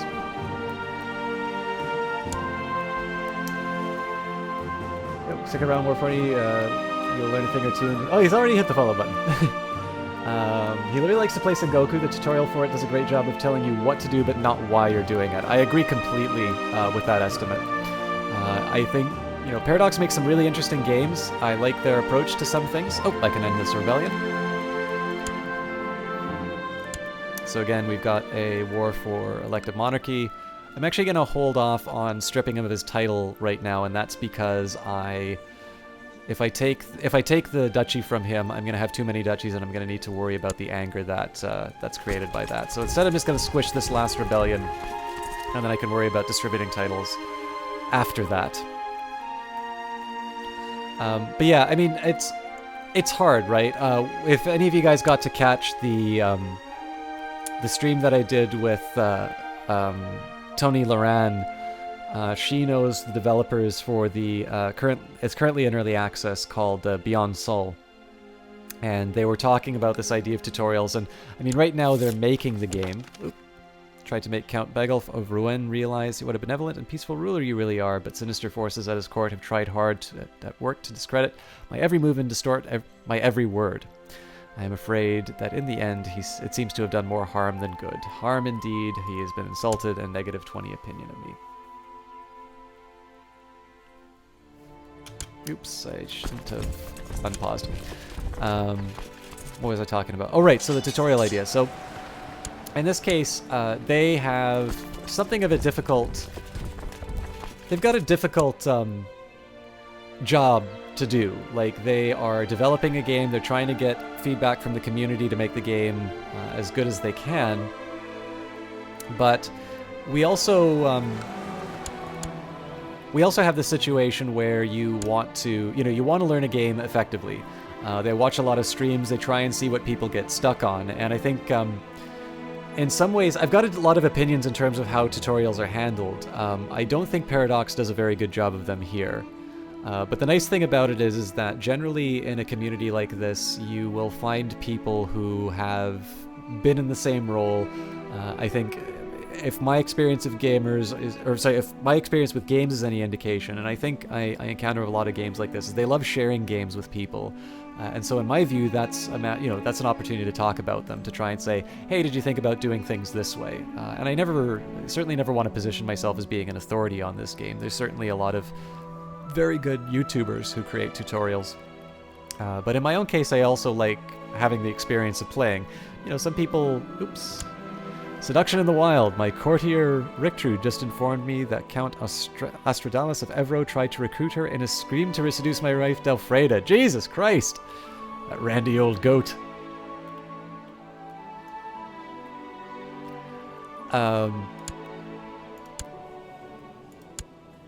Is she ever going to give me a kid? Like, this is getting ridiculous.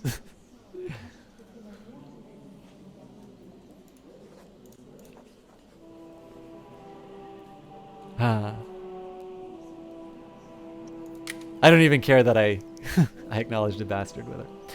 But yeah, I mean, in my own case, it's fun to play the game. I know some people don't even necessarily come for the game. They come for hearing some of the, the other stuff we talk about, economics or politics, which are generally some things that I handle myself. But overall, it's nice. I'll say it's a nice piece of furniture. And if we don't talk about current affairs, we can always fall back and talk about the game, and that usually translates into giving a little bit more advice than you would get from the built-in system. Just going to catch up on chat for a second before I go any further. So CK2 is one of those games with very many layers. When you know to understand them, it's almost too easy. Yeah, I would agree. Like, the AI is not particularly sophisticated in this game.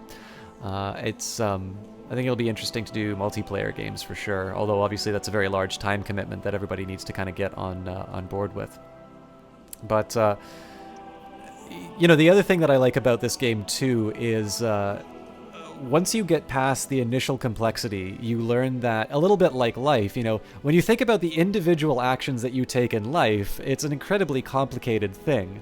But it's not, most people don't just fall to pieces when presented with the decision of what to have for breakfast, because they know that when you're deciding about what to have for breakfast, you know, I don't need to worry about my career prospects. You know, I don't need to worry about, you know, that girl I like, what her opinion of me is while I'm picking breakfast. You know, you take all of these other things that you're thinking about in life, you know, you take that to the side and you just deal with what's immediately in front of you.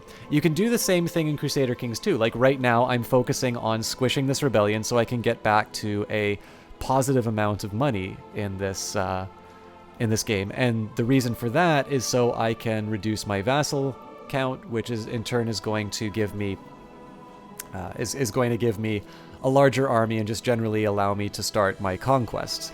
So I'm gonna, you know, I'm just parceling that out one step at a time.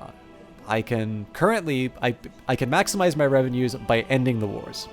Beyond that, I then appoint my stewards. I kind of manage my realm in a way that's going to enhance the ability of me to raise revenues. I also am keeping this ambition of amassing wealth in mind. So I'm not sure if it's better for me to just try and make that big stack of money right away, or if I should just try and maybe move into, you know, just kind of parcel out the individual duchies as they come along.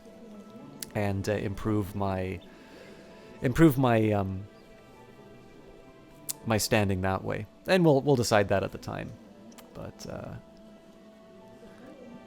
yes, and War Pony is right. It's basically Crusader Kings Japan. It was kind of an intermediate title that Paradox made as well. Portal 2, aka Brain Hamster Killing. And CPO Williams is saying way behind on chat when that post went up before the follow. Okay, fair enough. Yeah. My wife likes all the other penises. Yeah, and War Pony, that's good. I just want to crush all Japan under the Horde of Samurai, and the latter expanded to EU4 and see how much of the world I can take over with anyone. I've really gotten into Europa Universalis 4 now. I feel like I've kind of gotten a handle on the game, which means I will start streaming it somewhat in the future, just because my prisoner Count Wido of Metz is complaining about his dark cell in the dungeon, asking for more suitable accommodations. Well, we know how well that went last time. I see no benefit to putting them in more comfortable...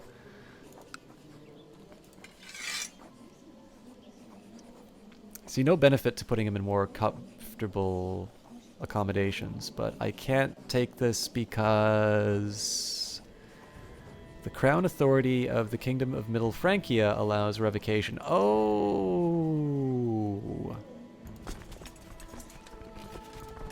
Very interesting. I can't revoke the title because of the laws in Middle Francia. Well, that sucks. Alright, well. Let him rot. I probably am not going to be able to seize that in time. But Karl is a good place to learn how to manage vassals for sure, because of the situations you're placed in. Yeah, I haven't done that much in Charlemagne, but that's the biggest. I did one playthrough where I immediately went into Lombardy, and just the explosion in terms of my demand and vassals. And I really don't like giving away kingdoms. It'd be cool if I could set up a viceroyalty, but like I really don't like giving away kingdoms to anybody except family members that I can basically get them back from. So my particular playstyle also is pretty bad for dealing with vassals. And you've got a mod that removed the last turn limit for EU4. I forgot to turn off my notifications at midnight again. At least it wasn't a love letter that you guys saw. So the last turn limit for EU4 and just after the fall of Rome. That's really cool. And Joseph Knight, trying to keep it related, System Talk. Did you ever enjoy Medieval Total War 1? And did you grab the recent Steam relaunch? The only Total War game I've actually played is Rome 2. Now, I think I have Medieval 2. So I don't actually own any of the Total War games. They come up a lot in my chat, and I've noticed chat actually has a really good instinct for the kinds of games that I'll enjoy, so I do actually intend to look at the Total War series. I will admit, hang on, King Karl of West Francia has inherited the county of Nates and other titles from Count Shimon Nates. Was he the guy I put in prison?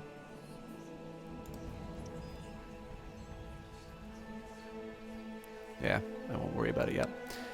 Alright, so I'm going to have to start distributing some titles now. So who do I lose these to? I lose them to myself. Nice. Alright, so I need to pause because I'm now over my demand limit.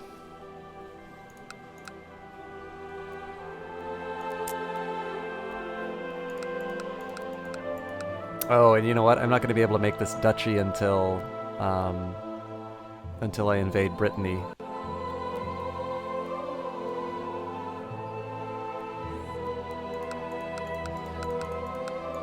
Maybe it's better for me just to... No, because then I'm going to cause some unrest through... Okay, so what I can do is I can give away... Okay, I know how I'm going to handle this. I need to finish this war first so I can start revoking titles. So I'm going to sit on too many duchies... I'm going to sit on too many duchies right now, and then I'm going to do some reorganization a little while after. I did also inherit some money, so I'm also going to be able to create some duchies and get a head start if I want to. But first things first, I need to finish this war, which will be done fairly quickly. We've got our 100 war score, offer peace, enforce demands, and we drop our levies. Alright, so I think there's probably going to be a couple Total War comments because I passed. I'm just going to catch up on chat and then I'll talk about Total War. So, let the AI play, came back, find the Visigoths had colonies on every continent and Byzantium had set up the Byzantine Somaliland in the Kamchatka Peninsula. Joseph Knight, I am using a... basically, there was a new generation of MacBook Pros that came out. I am using basically the top model of the previous generation of MacBook Pro. So it's... this is my school computer. But in this case, it's a fairly heavy machine because I use it for the econometrics that I have to do. So I got something with a fairly strong processor and a lot of RAM. Speaking of off-topic games, you're very much looking forward to Hearts of Iron 4. Definitely. I have Hearts of Iron 3. I don't have any of the DLC for it. I suspect I won't pick up Hearts of Iron 4 right away because, again, Paradox will charge you full price for a game and then constantly release DLC at about 20 bucks a pop. It's very easy to spend a lot of money, and I am a student, so I'm certainly not going to cry poverty. I have a nice Mac, and I have a fairly robust Steam library. But on the other hand, I don't really... like. These Paradox games are fun, but they're not $200 games. Let's be honest about that. So I just wait for a sale to put it at a price that I feel is fair, until they come up with a slightly more customer-friendly approach to DLC. Destroy Middle Francia? I don't believe I can do that under Gavelkind Succession. CPO, I haven't forgotten the survey. I haven't put it up recently, actually. If anybody happens to have a link to that survey, if I try to open Twitter, I'm going to drop a bunch of frames. If not, I'll put the survey up at the end of the cast. I'll be closing it relatively soon and then letting the cast know the answers. But I do actually have a survey coming up right now in terms of what people want to see on Paradox titles for Friday. So, and is somebody able to answer an Iron Man question for you? Well, I'll do my best, Julian Phoenix. What's your question?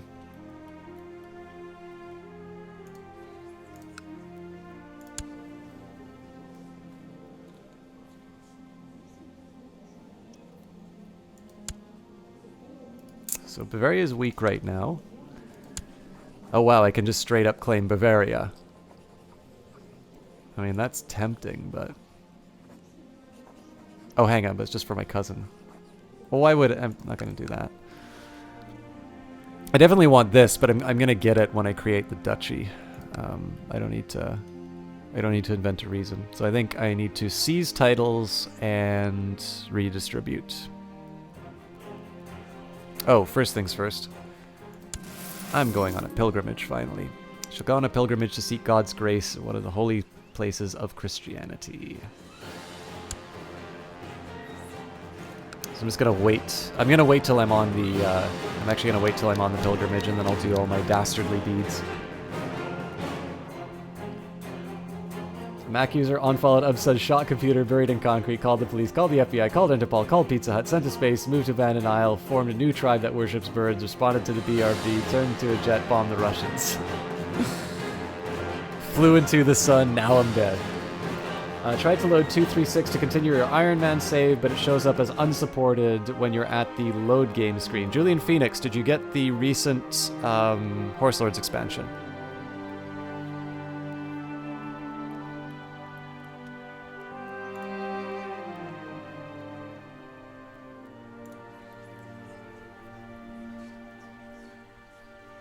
Okay, so we will revoke the Duchy of Toulouse. Whoa, whoa, whoa, whoa, whoa.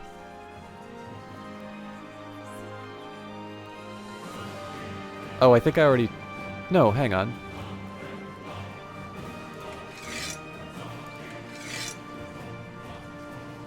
That feels very strange to me. Oh, hang on. This is probably because this is a rebellion against my brother. I'm not actually allowed to take these titles. Sneaky.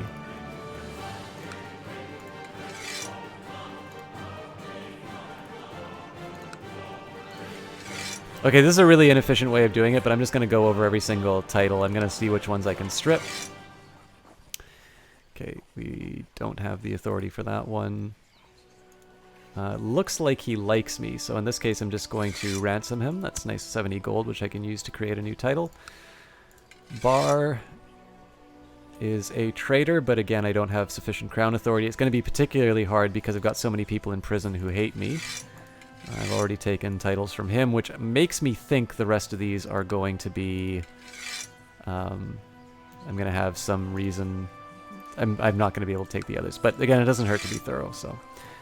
this has a truce, and it would cause rebellion. I think Hunblad was the one who wanted the... I think he was the one who wanted the elective succession, and we can't take Toulouse, one, because we don't have a proper reason for it, and because we are at a truce. And again, I suspect I don't have the reason because of the fact that this was a war declared on my brother. Now, I remember there was an option coming up that allowed me to turn French, which doesn't seem to be here, but that's fine. It's because of the new patch. Did not buy the new DLC. You can play a save from 2.3, and you bought Horse Lords. Interesting, Rio. So I heard that apparently Iron Man saves get messed up if you buy Horse Lords, and that seems to be known. I'll be honest with you, Julian Phoenix, I'm not entirely sure what's happening with the patches. I'm noticing a lot of bugs, so like to give you an example, this might just be a Mac user only thing, but this artifacting that's happening around rivers never happened in previous patches. This is a visual glitch that has been introduced from the patch. I also had like a full-on kernel panic earlier on in the stream, so for me this is a downgrade. But the other thing I'll notice is that multiplayer is causing some problems as well. And a previous save game that I had just got completely nuts. I had like 1 million piety, a million prestige. The like rival religions loved me because I was an infidel. So my suspicion is that even if you could get that save working again, it would probably not work. So I believe there is a way, if you check the Paradox forums, that you can go back to a previous patch if you want to complete that game. Otherwise, my suspicion is that you're unfortunately going to wind up having to go back to an old save. Or sorry, going back to a new game.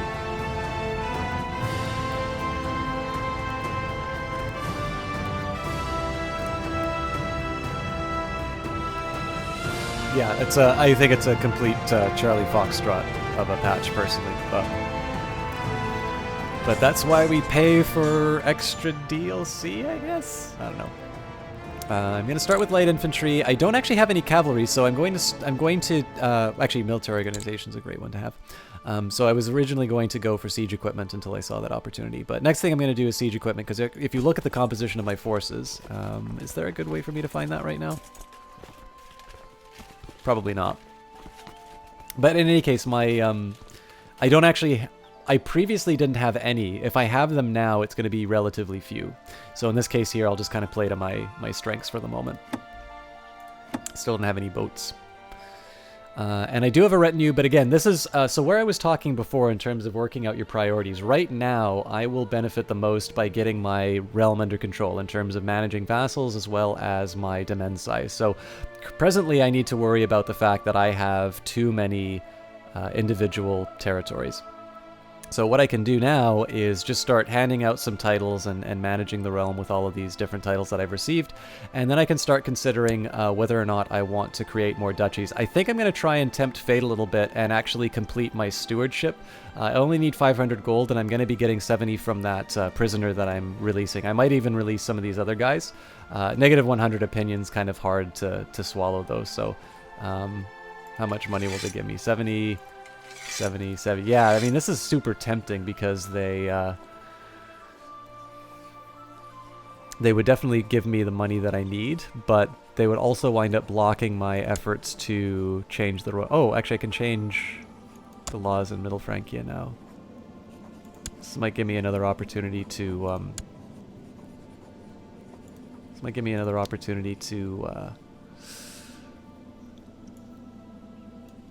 revoke some titles. Oh wait, but I didn't have the authority for it, so let's start with Duke Theodoric.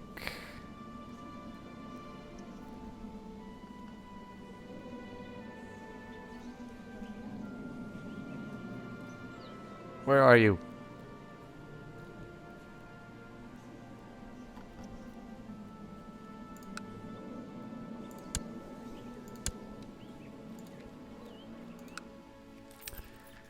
I want higher crown authority anyway, so it's probably nope.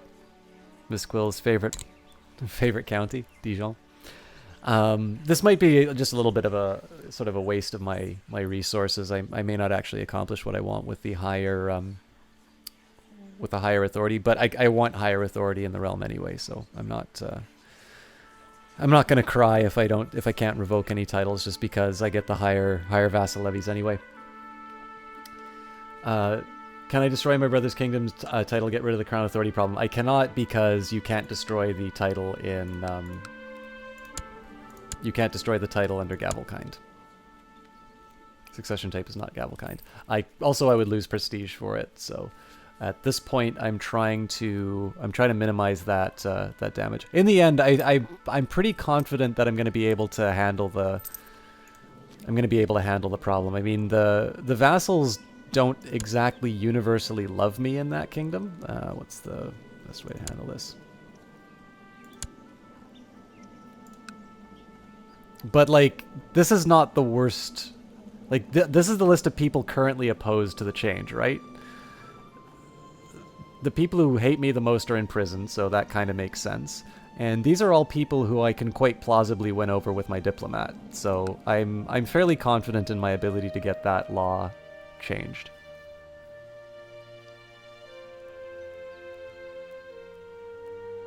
Joseph Knight made a mod for this game. Totally forgot. You think it's called the Velvet Tooltip? Oh, neat. And is the rollback option not valid if you successfully loaded the game with a new patch? Tried rolling back, hence the unsupported message. Yeah, at this point, Julian Phoenix, as helpful as I want to be with this stuff... Wait, I need to redistribute these titles. Why am I unpausing? As helpful as I want to be with this stuff, I'm kind of at the point where I'm going to be engaging in pure speculation. So it's likely... I mean, there's definitely quite a few people in the chat here who seem to know quite a bit about the technical side of the game. So definitely, if anybody in chat has some hypotheses, I see that you guys have already been sharing, which I tremendously appreciate. But if you guys would, if you guys have any ideas, definitely feel free. I don't have to respond to everything in chat by any means. So if you guys have some insights, I would definitely really welcome you helping out Julian Phoenix here, because I know how it feels to lose an interesting saved game. For those of you who weren't here from the beginning, that is exactly how this stream started. Okay. So I am going to not release these prisoners.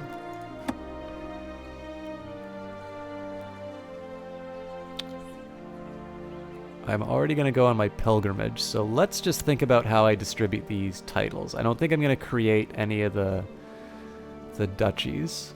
So I've got the Duchy of Aquitaine, which I have no property under, it looks like, which is a bit of a shame. And then I have there's the Duchy of Gascogne, which I believe I did take some territory from. Now that's a source of income for me, which is a bit of a shame, and both of the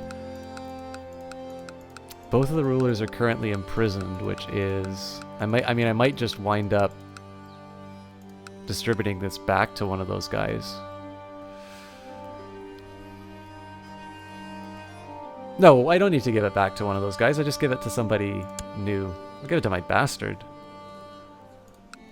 The big question is, do I want to give up such a good... Well, okay, so if I keep my demand size that high, I'm gonna wind up losing my... I'm gonna wind up losing income because of the inefficiencies. So... No. Let's keep this in the family. Okay, let me find some family members to give this stuff to. So Pepin's dead. Do I even have an heir?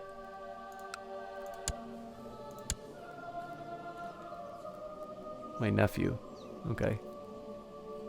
This is a pretty fragile succession scheme. I would never want to belong to any club. Captain Stevens, thank you very much for that follow. Did I say I'm an economist? Well, it'd probably be a fairly exalted company to put myself in as an economist, but I am presently a student. I've graduated from an honors program at the University of British Columbia, and I will be returning for my master's in September. System Shock, will you please name a bastard Christopher? If I ever sire a bastard, I will be happy to do so. Just for you. Alright, maybe I should make a secondary goal that I'm dealing with is to deal with my wife. So let's find a legitimate Carling to give this territory off to. Nobody here. Pepin's already... Well, you know what I can do? Oh wait, no, he's in a different kingdom, so I can't hand that off.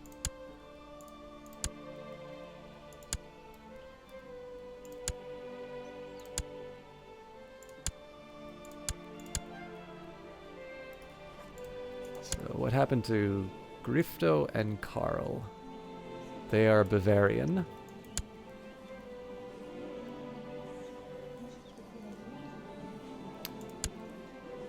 So the problem there is that if they inherit the kingdom, I wind up losing that duchy. I'm not quite comfortable giving that.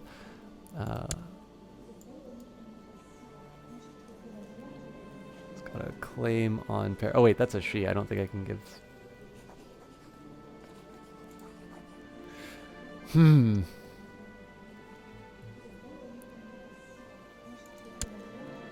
I had an uncle at some point who was asking me for land. I actually want to give him something now.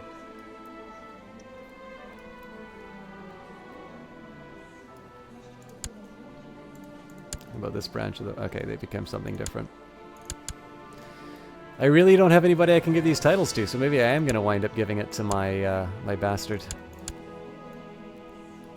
Yeah, the line ended under Drogo. Bastard. I just looked through that. Yeah, different line.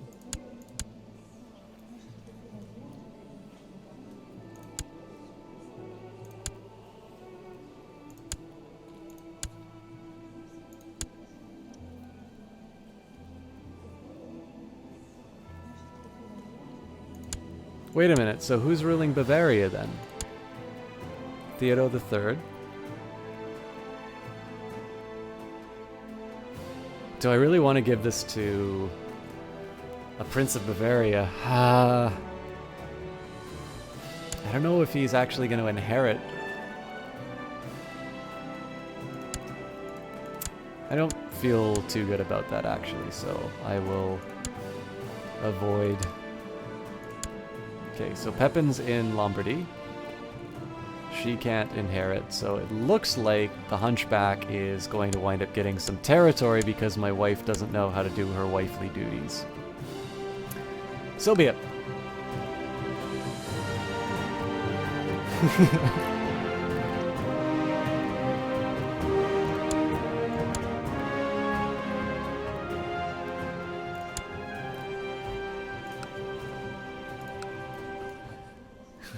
Pepin, remember that time I said that you were not going to get any land? Well, I changed my mind. You will get the Duchy of...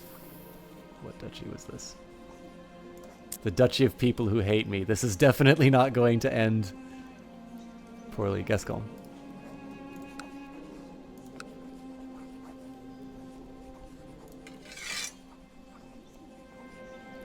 And so I go from 40... I think I'm just going to go to like 46 after this, but...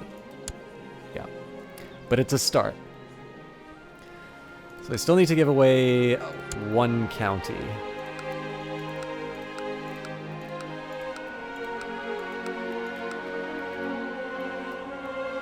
Now what I would like to do for myself is take the Duchy of Champagne, because my ultimate intention will be to move my capital to Paris. I don't presently have a claim on Paris. Actually, this is one thing that I can do, is I can make a plot to take... Oh, do I really not have a... Oh yeah, plot to revoke. So what are these ones? Is it just different, Are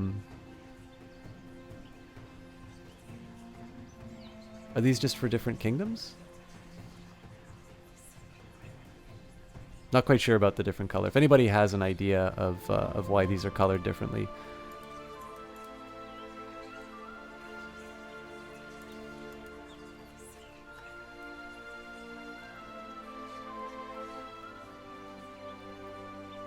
Okay, so they're different colors because I can't do them.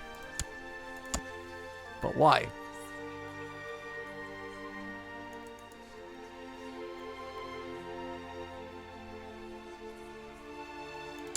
Do I have to just do this the old-fashioned way and just murder my way into inheriting it? This kid's pretty young. Oh no, I mean his kid's pretty old. So... The problem is he likes me. Okay, let me think about how this works. I kill him, his son inherits, kill the son. Assuming that there aren't... Is his wife pregnant? Nope. Kill him, kill the son, inherit Paris. Have to give away titles, but that's not so bad. Will that actually work, though? What does the kid think of me? Negative opinion. Let's start by killing the kid.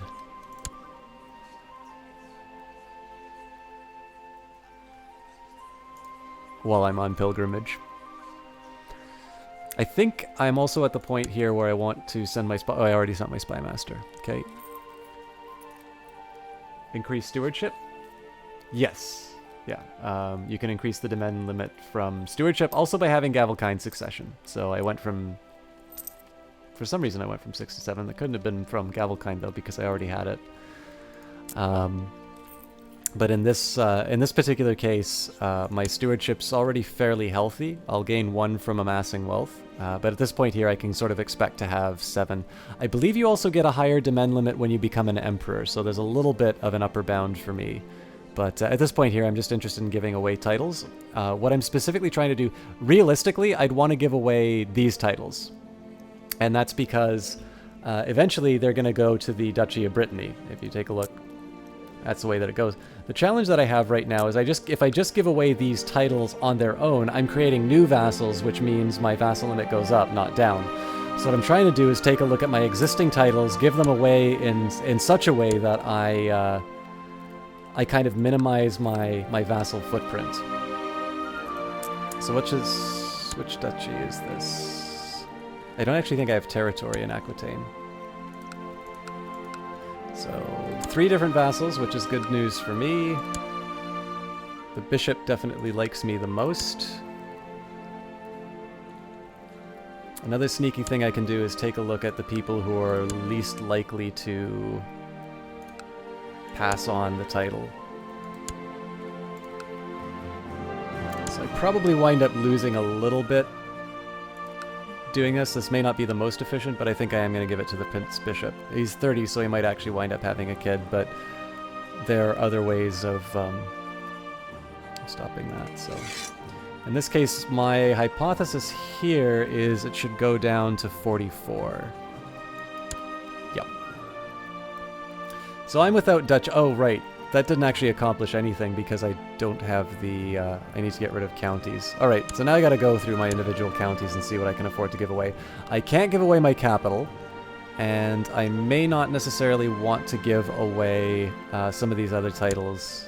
Like, so I don't want to give these away quite yet because I wind up creating vassals, or I wind up strengthening vassals who have... who already have a duchy.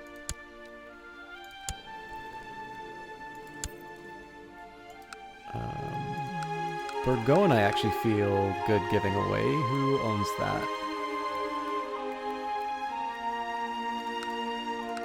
Or does Upper Burgundy exist already?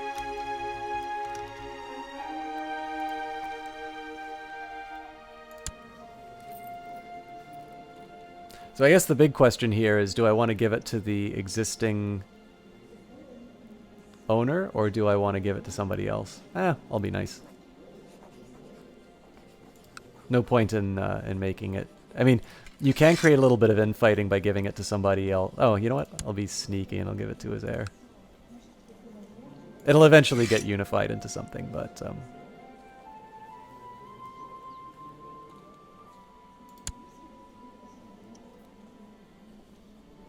Oh, looks like I wound up creating a new vassal in that case. That was stupid of me. I thought that was going to become his vassal because he is the duke. Good to know, I suppose. Oh well. So, kind of worked against my intended outcome, but I'll live with it. Okay, so now we need to start passing some laws. There's two ways that I can go about this. I can try and go for the people who have the highest votes, or I can try and go for the people who like me the least. I think highest votes makes the most sense, so let's find the Duke of Burgundy. Oh wait, I was already working on him. What happened there?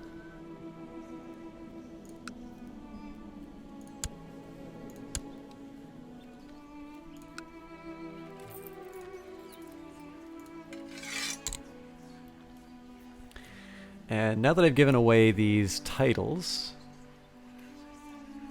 Oh, you know what? I've got a way that I can handle this.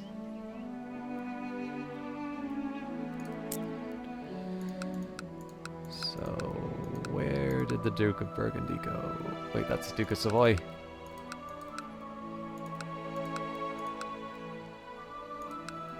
I'm going crazy.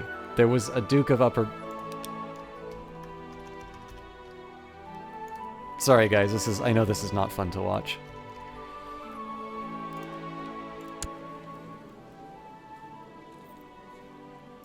I think I can transfer a vassal, can't I? Here, have your son back.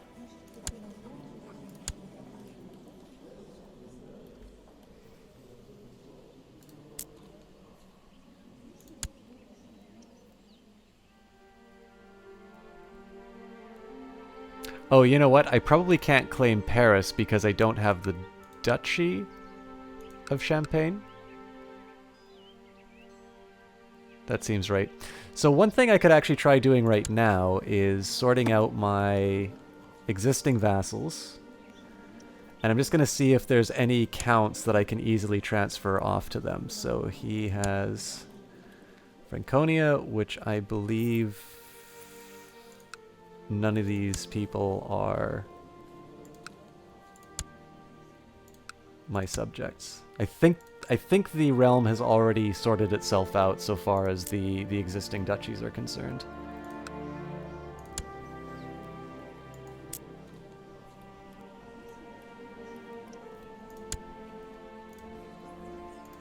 I also think I'm going to sit on having a high number of vassals for a little while, and I'm just going to go for that stewardship achievement because I have a feeling that'll be helpful. So I'm going to ignore the dukes who are in prison. And again, these guys should be... Well, I mean, he just owns all this, so that's not a big deal.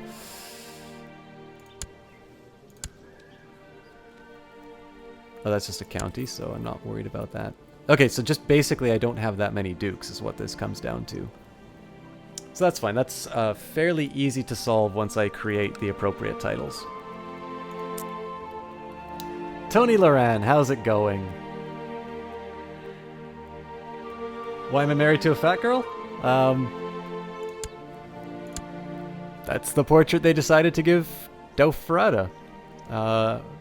In this game, I marry people for alliances, and I marry them for their capacity to build children, and she's good at making children, just with other men. And how's it going, Unknown Soviet Dude? I hope you're enjoying time here. I'm glad you like CK2. This is something we do regularly on Fridays. I am relatively new to the game, but I definitely like talking about it. And I was talking to people in chat. Remember I was talking about Team Panda. Tony Loran is not just a member of Team Panda. Oh. Sorry, I missed who that was. My dashboard should tell me in a second, but thank you very much to whoever just followed. Oh, Unknown Soviet Dude, thank you very much for the follow. So Nerd Night was great. Yeah, so what did you wind up doing? So Tony Loran is a member of Team Panda. She's actually somebody who works in game development. I will leave it for her to say what she worked on, because I know one of the conversations I've had with her is the opinions that people will offer about the work that they put a lot of hard... that people have a lot of opinions about things that people put a lot of hard work into, and I'm sure it'd be nice if she can just sit down and enjoy my chat without having to worry about critiques of her work. So if you want to say what games you've worked on, I'm sure chat would be really interested, but I won't force the issue on you. But Tony Loran is a great member of Team Panda. You guys might remember I did participate in one of her little joint streams. She knows the producers of, or I guess it's producers, developers, designers of Beyond Soul. So there was some giveaways of Beyond Soul inside of that. The game is currently in early access. We got a chance to talk about the design of the game, some decisions that they were making. Some of you know that I asked some questions about Unity. Fun environment to be with. Tony's stream on its own is great. She has got a really magnetic personality, very active. She's got a poorly built bookshelf of all sorts of different factions inside of her channel. Just a really... I was going to say, somebody who's very knowledgeable about games, has a really fun atmosphere in terms of her stream, and so somebody who I'd strongly recommend that you follow. Not Crusader Kings 2 content, but she's certainly somebody who is a great pleasure to watch, and I look forward to doing more Cardcasts with her in the future. Alright, there are a number of different holy places that you could visit on your pilgrimage. All of them are considered most sacred by the Holy Church, but a somewhat closer destination might mean a safer journey. We'll go to one of the ancient sites, Jerusalem or Rome. Jerusalem and Rome are the two oldest and holiest places of the Catholic Church. So I can travel to the Holy Land, or I can go to Rome to see the tombs of the apostles. Rome is kind of closest, so let's go to Rome and see the tombs of the apostles. I don't really know if that'll count for much. Now, the reason why I did this is a slightly different approach that I took. Because I was attempting to assassinate my brother, I was considering on taking the seducer focus. The reason why I went for theology was so that I can do an early pilgrimage, which is going to tick up my piety, and piety is, of course, a score in the game. So, all right, we've got a couple of approvals for the Crown Authority. My liege, may your humors rot in your living body. I will accept paying your ransom for the safe return of Count Wido. So, should be another 70 gold in my treasury. Some people are approving my Crown Authority, which is exactly what I want. And you worked on Deus Ex? I had no idea. Terra on the High Seas. Daikatana. I know Daikatana for its marketing campaign, unfortunately. F1 World Grand Prix. Fear Effect, FIFA 2001, Fighting Force 2, Formula 1 2001, Gen X, Deep Cover Gecko, Legacy of Kain Soul Reaver, Madden 2001, Meridian 59, Omicron, that's the David Bowie game, isn't it? Revenant, Star Wars The Old Republic, Star Wars The Old Republic, Rise of the Hutt Cartel, Star Wars The Old Republic, Shadow of Revan, Sword of the Berserk, Guts Rage, Tomb Raider, The Last Revelation, Tomb Raider, The Lost Artifact, Thief Gold. Thief Gold. So I'm not quite sure what the difference between Thief and Thief Gold is, but the Thief games are good. I'm actually playing the second Burial at Sea DLC for Bioshock Infinite, and I'm really liking the stealth mechanics that they reincorporated and that they call it 1998 mode, which I'm assuming is a reference to Ken Levine's previous title of Thief the Dark Project. Urban Chaos and Warzone 2100, all the games that you've had a credit on, from game design to web production to marketing to server administration, localization, and production. What did you do on Deus Ex? Web production, PR, and marketing. She was the voice of JC Denton also. Thief Gold had what we would think of as DLC content today. Ah yes, back in the old days when expansion packs came on CDs. My things are packed, everything is in order, and soon I will walk the streets of the Eternal City and see its marvels. My journey begins. Dear son, may you live in harmony and contentment. I've been appointed your regent. Well, Mom did kill my brother to give me this kingdom. I guess she's an okay regent. You know what else I'm gonna do? Screw my wife. I'm not gonna divorce her. I'm gonna... Oh, wait. I probably can't. Alright, you know what? I'm not that worried about Paris right now. My wife has got to go.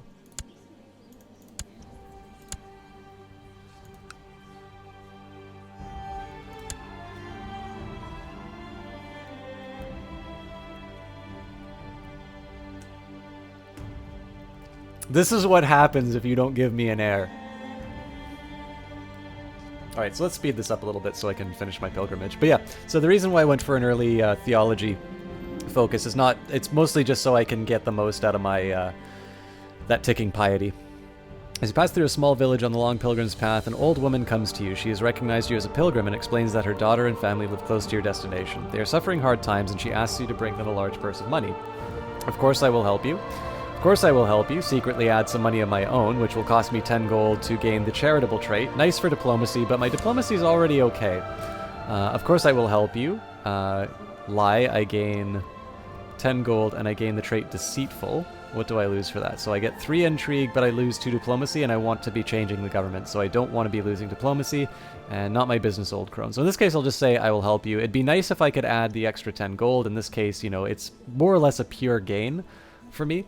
But because my focus right now is on creating all of these titles, I want as much gold as I can. So I will be a helpful pilgrim, but I will not be a generous pilgrim. Princess Gisela of Francia is now of legal age. She became a brilliant strategist. Too bad women can't lead armies. You are what you would call a Jill of all trades. Death Corseth. This is what happens when they stop having sex with you after you marry. You try and kill them. How's it going, Death Corseth? Alright, so let's find... somebody to marry off to my daughter. Or sorry, somebody to marry her to. So... he's a little young. Don't care about the Earl of York, because the English are probably not going to help me that much. And these are all people already within my title, or within my realm. They're all Greek, so they believe in heretical religions. I mean, I kind of want to claim Bavaria, to be completely honest, but let's marry her off to King Theodore. Well, we'll betroth them. I probably can't get away with matrilineal, no. So, I probably should have gone for matrilineal on that one, actually, because of the... Well, no, she's a bastard, isn't she? Nope, she is my sister. Alright, fair enough. So my sister... I just married off my sister. My illegitimate daughter is... of age.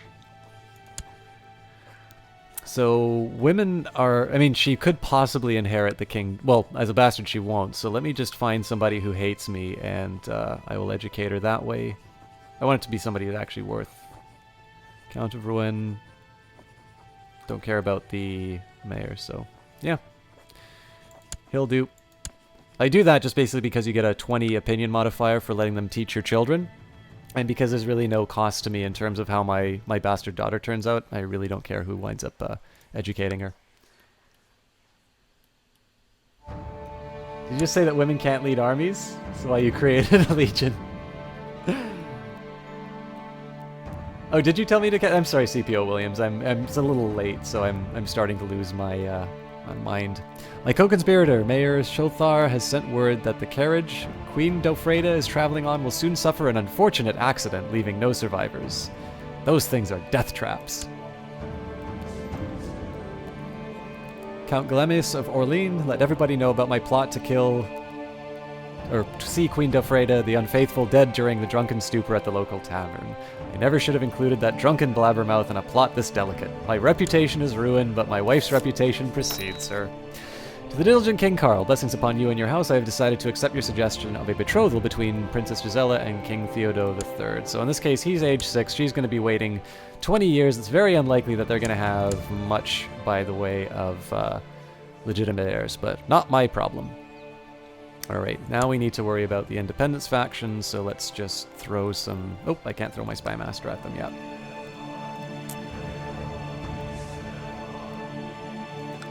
Does this duchy exist? Because this seems like a really great way of...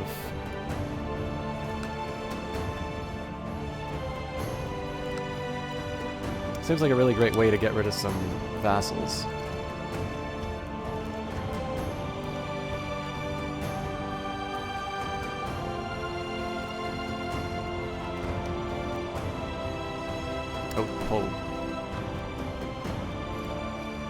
I can create it, and... Oh, you know what? He owns all this territory, though. Alright, I'm not going to do that yet. So many drunks here. Yeah, they're killing my reputation. Rome. You have finally arrived at Rome. As you enter the Eternal City, you are struck by how many ancient buildings and monuments that you pass by. It is truly impressive, and you try to imagine how the apostles felt when they first came here on their holy mission at a time when the city's power was at its peak. Though large areas seem to be depopulated, the city still boasts an impressive population concentrated around the Tiber River. The holy sites you want to visit are primarily the basilicas of St. Peter and St. Paul, as well as other early churches and places connected to the martyrs. You start making your way to the center of the city, hoping that you won't get lost in the traffic as the crowds get more and more dense. 1,000 roads lead men forever to Rome. I'm also, my domain size is a little too big right now, but that's just because my mom is taking care of the kingdom. The bustling mass of pilgrims is impressive, and there are many languages, colors, and ways of dress present. People come here from west, east, north, and south. You are standing in a place where the roads meet. That is where the people and ideas meet. You can take the opportunity to learn other languages and customs. It's basically a 30% chance of gaining a somewhat okay trait. I mean, or getting the extra learning would be nice. My intrigue isn't that fantastic either, but on this case here, it's basically, that's a 30% chance of me gaining one of those two traits, whereas this is effectively a 50% chance of gaining a trait, gaining the gregarious trait, which is a fairly substantial bump to diplomacy, as well as attraction options, which hopefully means that my next wife is going to result in a few more babies. So in this case, I'm going to take the opportunity to talk to more people and see if I do get the gregarious trait, so... Nice for me. And again, this also has a nice knock-on effect of helping with my crown authority issues. You finally returned from your pilgrimage. It was a rewarding and interesting journey, and you'd do it all again if you could. Still, it's good to be back home. Great experience, so I gained 30 piety for that, and I gained the pilgrim trait, which gives me 0.10 monthly, and the people of the same faith have a 5 opinion for me. So the regency of Mom has ended, which means I should be getting my proper domain size back. And I don't have that much further to go as far as my laws are concerned. So we're still working on the Duke of Burgundy, which is good because I think he's actually enough to push this over the edge. So I'd almost bribe him. And when can I change my focus? 774. So in exactly a year, I'll be able to change to either business or rulership. I think in this case I'll do business because I suspect there'll be some role-playing events that will allow me to earn some extra money. And in that case, once I complete my my stewardship goal, I'll start building those titles. Success! The carriage was sent flying over the edge of a cliff with Queen Delfreda still in it. The driver I bribed has also been dealt with, leaving no loose ends that can tie me to the event. Shame on such a nice carriage, though. Time to get married. So, as always, we go to our medieval Tinder. So we've got the Queen Mother of Bavaria, 23. She's lustful, which is a good trait. Very tempting to go for the Greek daughter. It does give me a strong alliance. This won't give me an alliance, but it does give me somebody who's good for kids. The big question is, do I really want an iconoclast in my court? I'm zealous, so that's going to cause a problem.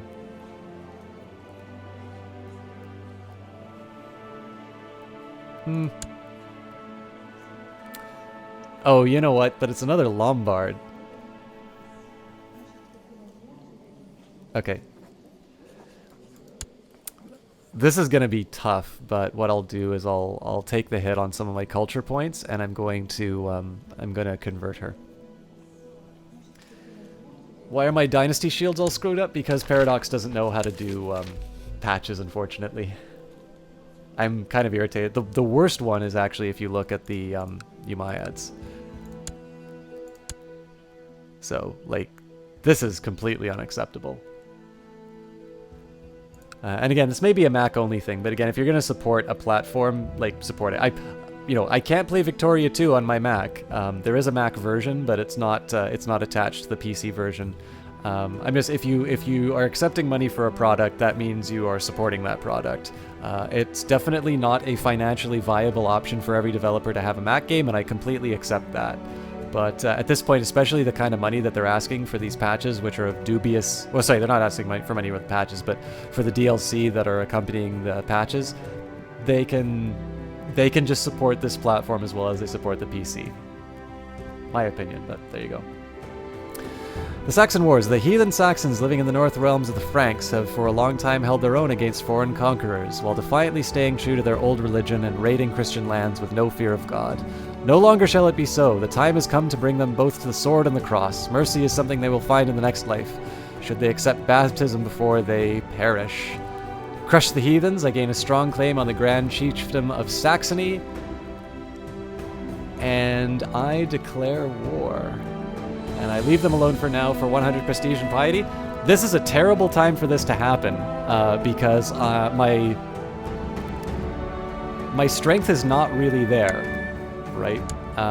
They are currently sitting at 1.7 thousand troops. I'm currently sitting at 1.5 because of my vassal problems. But this is going to wind up solving itself pretty quickly. So, we will crush the heathens. The diligent pilgrim Carl, blessings on you and your house. I accept your suggestion that King Carl and Princess Anthusa get married. So.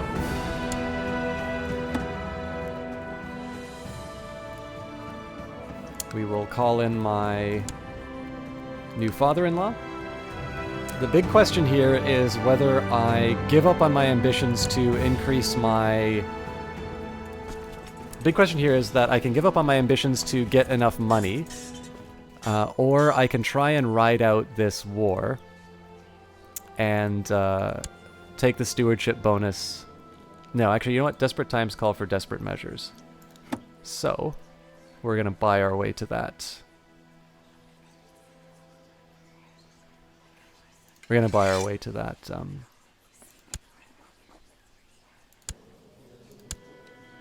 Let me just make sure that these are not east... Oh, you know what? It doesn't matter because these guys still get a vote even if they're in prison.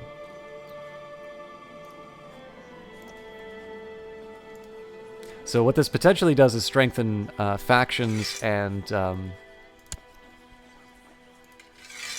it potentially strengthens factions against me.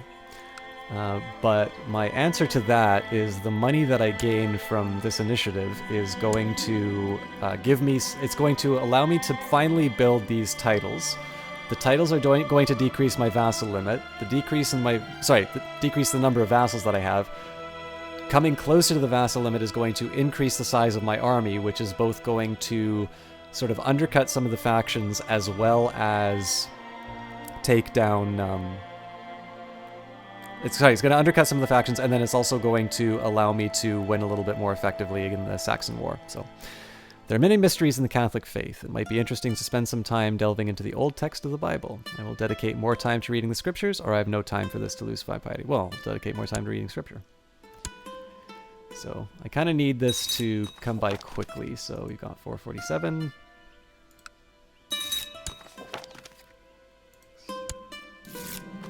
There we go. Dear son-in-law, blessings upon your house. Of course I will honor my obligations and answer your call to war. So this is nice. I can also afford to sit on my hands for a little while and wait for the Byzantine Empire to bring some troops into my support.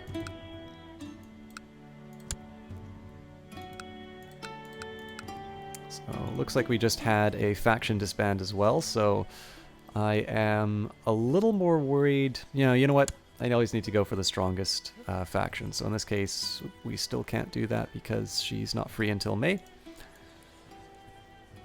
There's a side of me that actually wants to start assassinating anybody who's on a faction and doesn't like me enough. But let's get some progress underway. This guy just doesn't like me. He's never liked me. So let's just start a plot against him. Now, I need to be a little bit careful in terms of how much money I spend creating these different titles. And the reason for this is if I make too many titles right away, I'm not going to be able to finance my armies. I believe I still get a negative modifier to my negative income for having an army raised. So if I'm not effective enough at the war, I'm going to wind up, it's going to be drawn out. I'm not going to be able to support my armies. I'm going to have lower morale for my armies as a result of the extended war. And basically that means that I've lost, is what that comes down to. So again, I can afford to wait a little while the Byzantines come in, but at this point I need to start thinking about creating some titles. Now, I'm going to try something different. The biggest problem I run into is how to distribute all of these titles. What I'm going to do now is look at de jure duchies.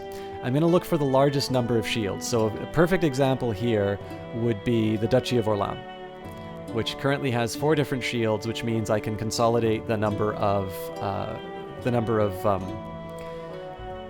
vassals on this one. And I'm just going to try and do that to as many counties as I can, just to try and start combining these places together.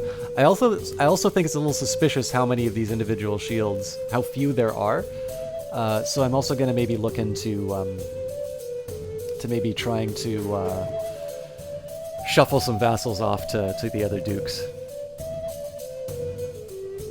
Just Knight, is it a feasible goal to try and spread paganism and exterminate other religions? Possible sounds fun to you. Yeah, I think it'd be a really fun goal.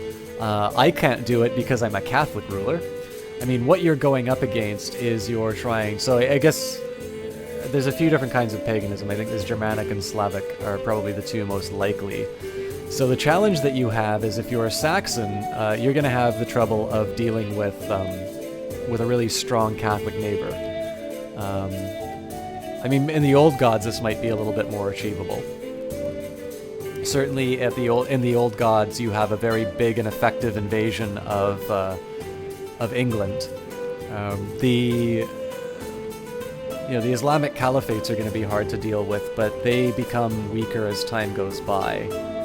So, I think it's something you could do. I mean, world conquest, in my opinion, is actually quite tough to do in Crusader Kings. I think the best bet that you would have for world conquest would be to do an early start as the Byzantine Empire and try to recreate Rome. I mean, that's the fun of Crusader Kings too, right? Is to just create these goals for yourself and see how far you can get with them. But the time has come for me to... Oh, I have no valid ambitions. That's a shame.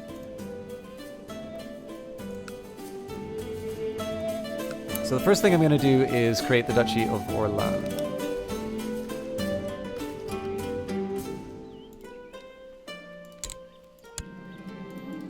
Now, of course, we have the pressing question of who likes me the most. I think we can probably just do the opinion view for this. So it implies this guy, 26, 26, and just for reference, yeah, negative opinion. So, who is least likely to have an... excellent. Okay, so I'm going to give this to him because it seems like as long as he dies relatively quickly...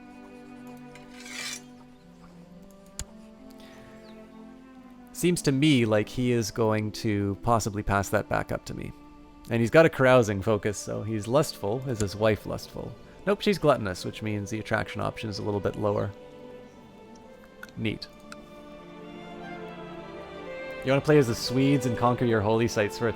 That sounds like a really neat playthrough, Joseph Knight. If you, I don't know if you stream. If you don't stream, I'd like to hear how that goes. Definitely feel free to stop by the chat and let us know how that turns out, because that sounds like a really fun playthrough. Okay, so I think I can actually give... So he's the Duke of Upper Burgundy. This is the Duchy of Savoy. Wait, does the Duchy of Savoy not exist?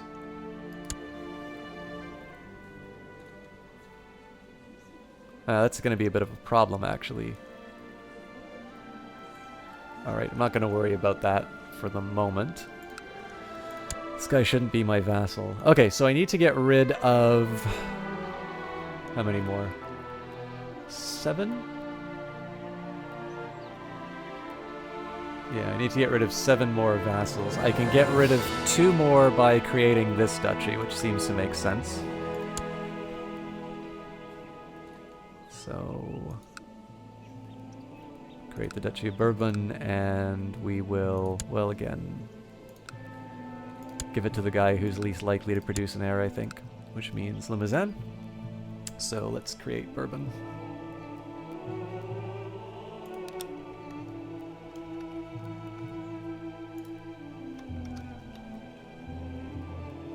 Now, I'm not necessarily going to say that this is the best way to do the divisions, but right now this seems to be a way that doesn't involve me like clicking every single menu first of all.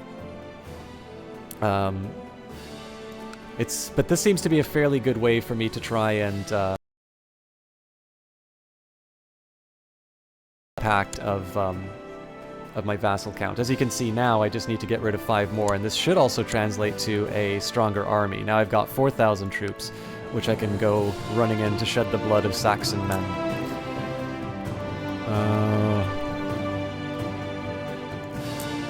But I think that low-hanging fruit is now gone. The Duchy of Toulouse...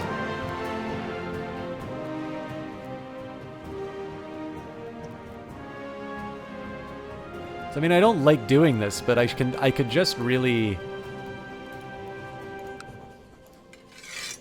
Yeah, like, this guy's gonna get...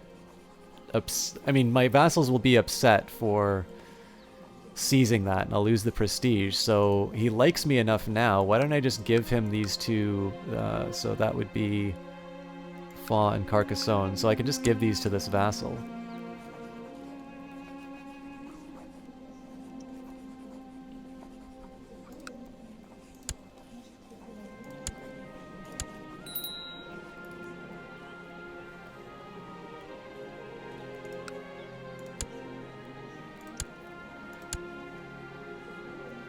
So now I just have 3 more that I need to get rid of.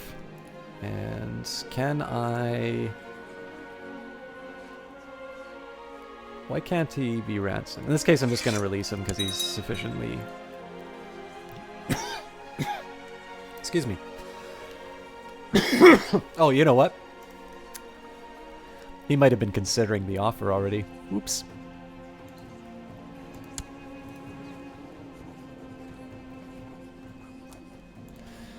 What about the other guy?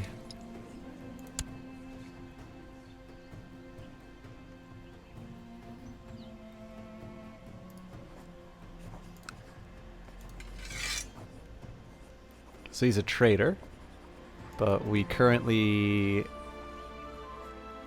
Oh, right.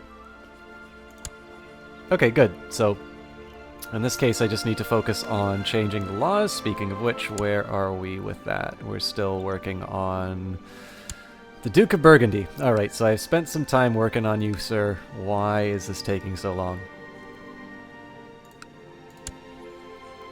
Probably because I just got rid of my Chancellor. Okay. Do I really want this guy who hates me? Yeah, you know what? Let's just go for it. This is probably a mistake, but...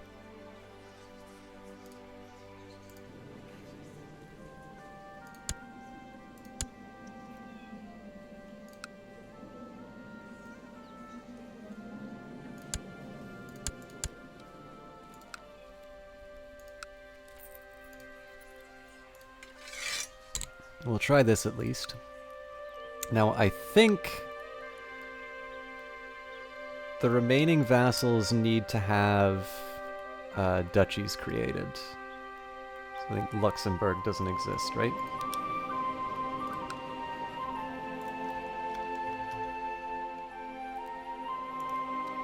Yeah, so that needs to be created. So I've kind of run out of options right now. I'll be getting a little bit more gold from that guy being released from prison. It's also worth remembering that I'm also going to get a whole new set of vassals once I conquer Saxony, but this seems like a pretty good start.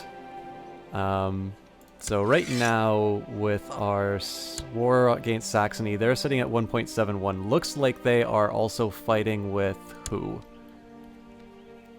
So that looks like a war that they started rather than... so I don't need to worry about competing invasions. He's a defender. Alright, cool. So, am I going to create the HRE in Francia? I'd like to create both. Sorry guys, I've not been paying as much attention to chat. I was just trying to sort my vassals out. So I'm going to try and create both. Francia is definitely easier to create because I would need 100 opinion from the head of the Catholic Church. So the Pope doesn't like me too much right now. Well, actually, that's not true. 87%? Better than last time. But I definitely... There's more that I need to do to create the HRE. In this case here, what are the conditions? Okay, got the realm size. I'm not the king of Italy, and adding Italy is going to give me more vassal problems, so I want to hold off from that as well as I can. And I do have 1,000 prestige to give away, so it's actually not as hard as I thought it was going to be. But I'm still going to hold off on the HRE for a little while. And if you want to conquer the world in 200 years, play as a horde. They're so OP. For example, you get about 200 gold and prestige for burning down a castle. Oh, that's interesting to know, Minecraft. That's actually good to hear. System Shock, are we going to get to burn the world tree this time? I'm not going to tell you what I'm going to do to the world tree. I was thinking of actually ending before we do this conquest, but I'm having fun with you guys, so let's raise our levies and let's start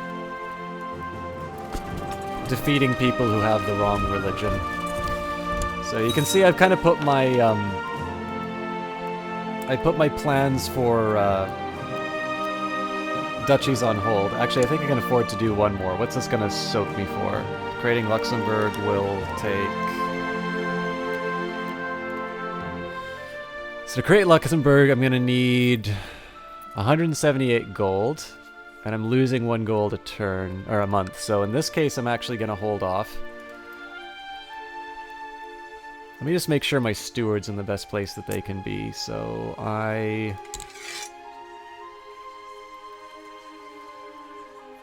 So Troy... It'd be really unlikely for these to be it, but... So I'm currently looking at 25, 32... 34.4. So it looks like 34.4 is my best option. Oh, actually, these are pretty wealthy. But 34.4 is slightly better.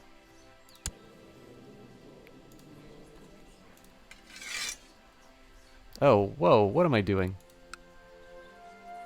34.2. Okay, so they're all the same. Nice, I know my own realm. Alright, there we go. So yeah, here we're just gonna... The nice thing about this, actually, because it's a generated event, I don't believe this is a holy war. It's just a claim. So... This is a nice little bonus in the fact that I don't need to worry about co-religionists coming in. Alright, so looks like I am creating some... Looks like I'm creating some disturbances with my with the distribution of titles. I also eventually need to get some duchies for myself, but I'm not as worried about my current I'm not really worried about my current situation with duchies. Excellent. Okay, Lords of Middle Francia have approved the institution of limited crown authority law. So let's get that last title revoked. That's gonna throw my balance off a little bit, but take the County of Bar.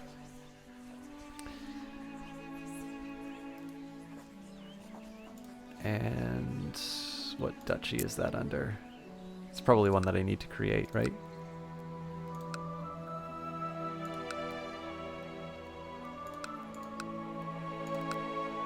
It's actually a nice way that I can get rid of two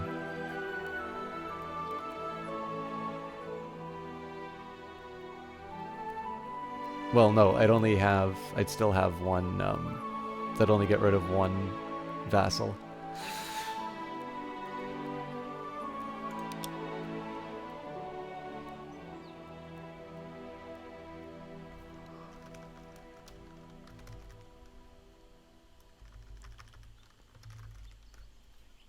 I think it's still going to be 170 something, right? 177. Well, I'm turning a positive monthly, but you know what? Let's just go for it. It's an easy way for me to, that's an easy way for me to get rid of some other vassals. So, again, we'll try and look at people who are unlikely to have heirs. It's a lot of kids. Just one kid, though. How loyal is he? Negative 32. Well, screw you, dude. Old guy gets it.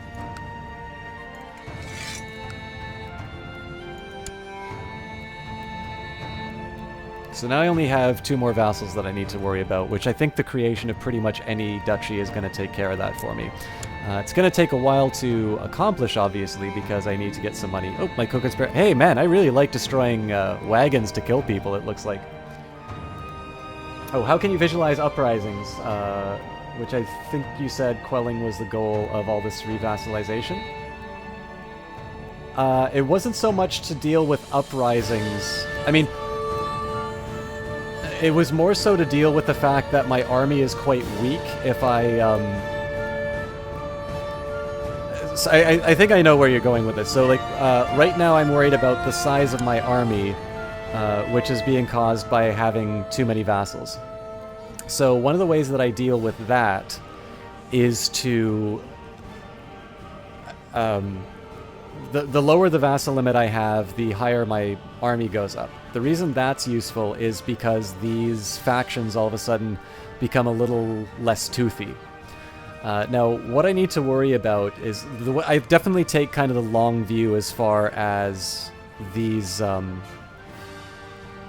as far as these kinds of encounters go. So what I'm also considering is how powerful does an individual duke become in my realm, and so if they potentially join a faction or they potentially have an uprising, how many troops can they actually call on? So I'm not necessarily visualizing like a particular rebellion other than what it gives me inside of the faction menu here, so much as I'm saying it's like, okay, I know these guys are going to have, you know, X, Y, or Z, you know, guy on their side, or guy who potentially doesn't like me, and with that in mind, I just sort of make my adjustments. Another good example here is that, you know, this looks like a fairly strong faction, but if this plot goes through, I take this guy out, and all of a sudden I only have 2 fairly weak factions to worry about. So this seems powerful because he's currently a member, and I did wind up, you know, releasing him from prison. But in this case here, I've already... I mean, I do wind up losing my Chancellor again, but in this case, this finally puts this guy who hates me out of the picture permanently. The music is a bit too high? Thanks. This actually seems to be a feature, so if I... You'll notice that the music's actually really loud if I... Okay, just finishes the song, of course. If you close the menu, it gets a bit loud, but I will approve the plan, and let me just go to my settings and adjust that. I was kind of curious, because I definitely noticed a... I definitely noticed it got pretty intense when I moved out of the menu. So I just want to make sure that I'm not starving my troops to death. Actually, let's also... No, I can't. Don't think I can raise... Oh yeah, I can raise further troops. This might hurt my money-making ability a bit, but... I just want to make sure that I can actually support... I'll hypothesize at 7,000 troops. I don't actually think it's going to be that much, but we've got 26 on the road, so we're okay. And we can only have about 2,000 in any given province. So I think what we do is we have one big war with the Saxons, even if that means giving up some troops to attrition. And then we basically just split the stack and siege as many provinces as we can. Zed so Canadian? Yeah. That's how I was raised, dude. Alright, so we've got some claims. Not too worried about these.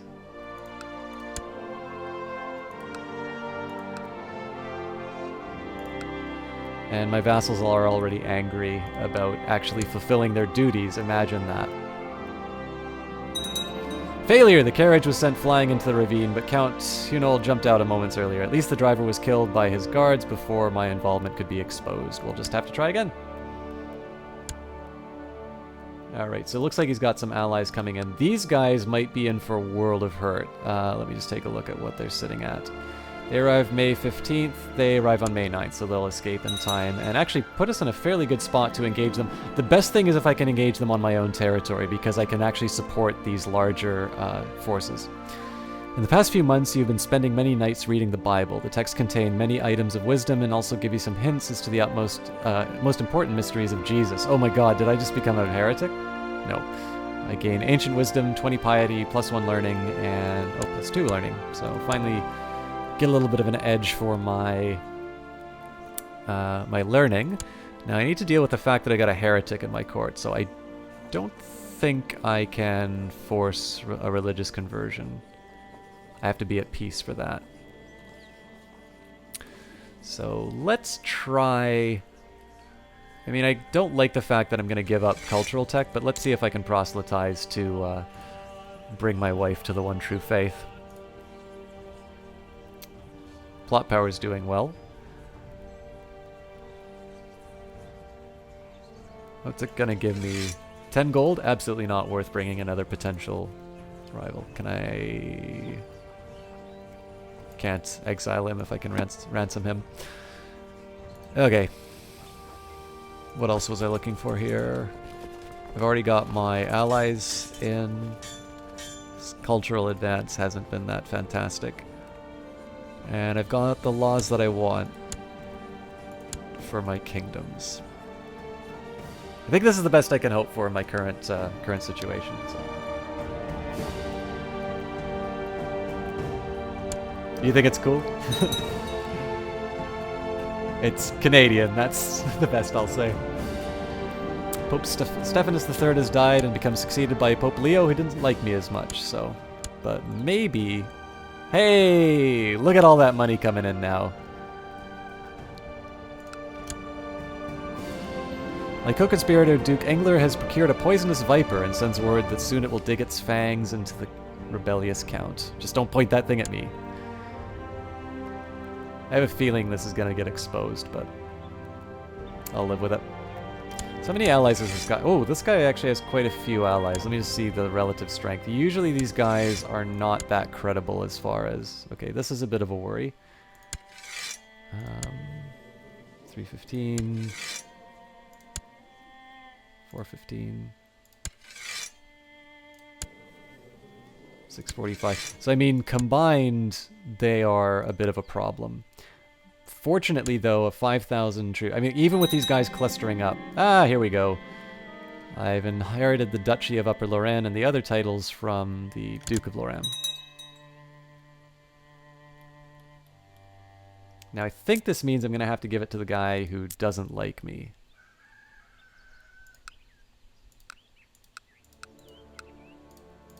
But I suspect he will like me a lot for giving him these titles. And I think that might... Oh, you know what? 35 and 34. This isn't actually going to wind up changing my... See, what I was hoping was I would have, like, a relative to give this to. But that's not happening. So in this case, I will hand it off to this gentleman. Again, I could be a bastard and give it to his son. But let's not make this more complicated than it needs to be. So we will give him the Duchy of Upper Lorraine. Gives him a 140 opinion of me, but I believe I'm still one... I created a vassal doing that. Interesting. Alright, well, my mistake, but at least the domain limit is what it needs to be, which is not... I'm not going to have to pay for that with my vassal's opinion anymore, and it seems to me like this vassal problem is more or less going to get sorted out. Alright, failure. He managed to evade the snake, and the guards caught the serpent as it tried to slither away. The seller was identified, and he's revealed my complicity. I hate snakes.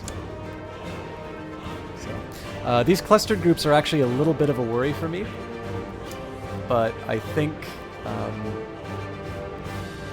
gotta think how I'm gonna handle this, actually. I think we just run in, to be completely honest. I won't worry about... I don't think I can afford to wait for those 17 troops. They're not really gonna make the difference. So, let me just make sure my commanders are where they need to be, because the Saxons are no joke when it comes to fighting.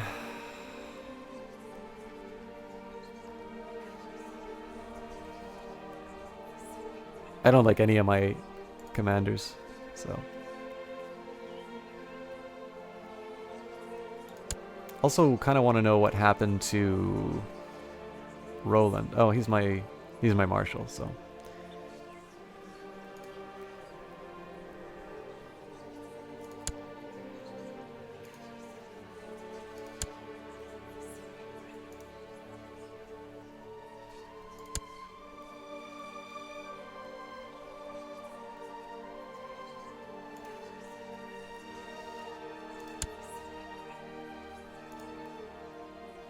Yeah, talent pool's looking pretty thin. Alright, I'll live with that. Let's just take a minute to rebalance. It's really reckless of me, but I've got a good martial ability, so... Why can I not appoint Roland?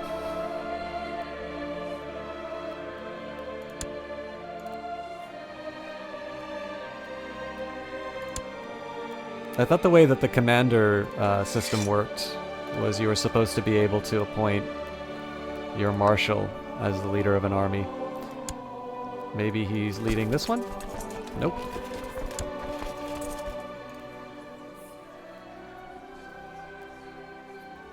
Oh, it's probably because he's researching military tech.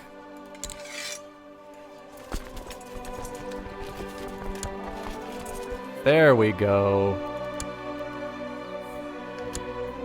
This is how we deal with Saxons. Okay, so I gotta get these guys into position. I don't think I can really wait for 17 more troops, and I don't think it'll make a difference.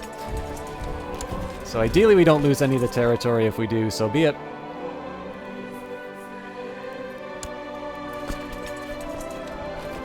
And if Charlemagne dies in this war, I'm gonna be crushed.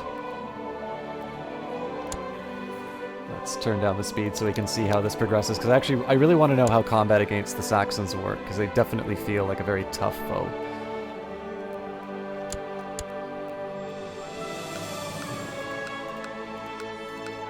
Looks like free investiture just came up. So I guess the nice thing here is we did make them run away from the siege. That's not a very impressive army from the Greeks, but we'll live with it.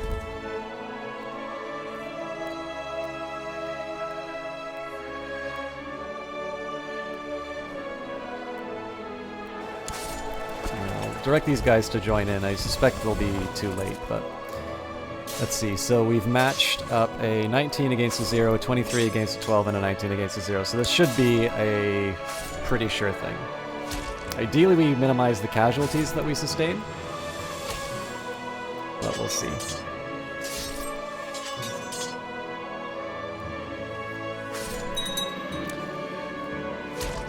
All right, poisoned wine. The co-conspirator Mayor Siegbert has let me know that the Count will die by poisoned wine at an upcoming banquet. So it's interesting to see what's happening in the center here. I've definitely got my strongest commander, which is me, but I am suffering quite a bit by way of morale. Now, fortunately, these flanks are going to crumble, which all of a sudden will give me the support I need in the center, but I'm definitely losing here. Or at least in my opinion, as far as morale is concerned. But you notice the tide is turning. They're completely broken. And we win. So for this 31 change in war score, that's very significant. Gain prestige, gain piety, and bonus on military technology. So everything that we're looking for. Now I got to be really careful about this. I definitely want to chase down this group, but notice that this province only allows for 2,000 troops. So what I'm going to do here is divide my army in half. I actually think I need to divide it in half again. So let's take this second army here. We'll do 1,400 troops. We'll put sort of our secondary commanders in charge. Also, splitting in half usually results in some pretty weird compositions, so I'm just gonna auto-balance. And I'm gonna get... Oh, come on. Just gonna get these guys to chase. And I'll recombine these, and again, we'll just do an auto-balance. We will reassign. And we'll at least get in position. I don't know if I want to engage with my... I don't know if I want to engage with my full force. Or without my full force over here.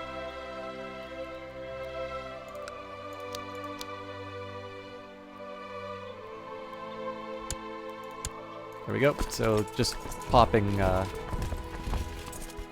units, and they might... Success! It seems the wine did not agree with Count Honald of Sandwich. He died not knowing the name of his killer. I think I will celebrate with beer. Alright, so that gets rid of a fairly annoying thorn in my side. I can appoint my mayor as my new chancellor. Not great at diplomacy, but at least he doesn't hate me. And I suspect I'm still going to need to convert the Duke of Burgundy. Oh wait, what am I saying? I've already got the laws that I want. So, what do I want to do with my...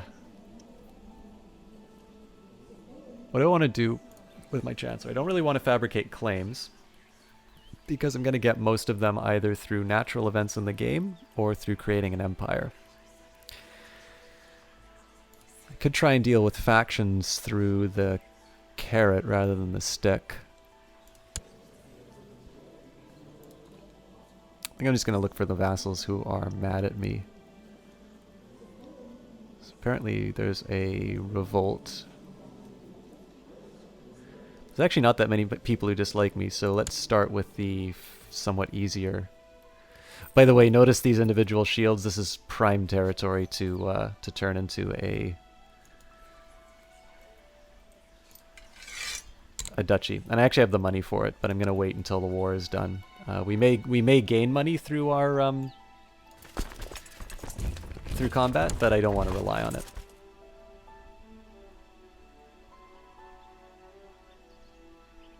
And here we're just getting into position at Cologne before we break the siege and hopefully wipe out the Saxon menace.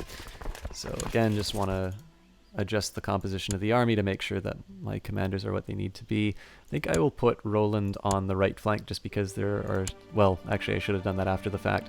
Just because there's fewer troops. Let's see if that's still the case after an auto-balance. Looks like it is. So in this case, they will make up for slightly fewer numbers with a more effective commander. I definitely lost a lot of people in that fight, and the nice thing here is it looks like the Byzantines are on their way. Unfortunately, they're not on their way to deal with the troops I actually want them to deal with. So I need to make sure I'm the one to reach the world tree. Your loyal knight Roland is truly distinguishing himself in the campaign. He never fears to lead from the front of battle, he fires up his soldiers with his personal bravery, and he's always first into the fray and the last to withdraw. Where outriders are needed for dangerous scouting missions, he insists on going, often being away for days behind enemy lines. If only all your other soldiers were this brave and dedicated. A model knight indeed, and he gains 30 prestige. Looks like the Pope has died, and another Pope has come in who likes me, and generally my bishops don't like him enough, so good news there. Alright, so looks like they are on their way to Cologne, which I'm perfectly happy with. Ah, they're scared. So it looks like they're heading there instead. They'll probably change course as soon as they see me come in.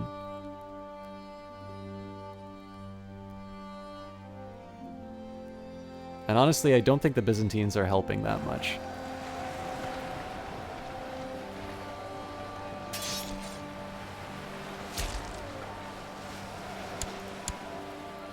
Okay, so we have basically accomplished what we're looking for. What we want to be doing now is we want to be taking some major holdings of theirs. In this case, I'm going to start with Weimar.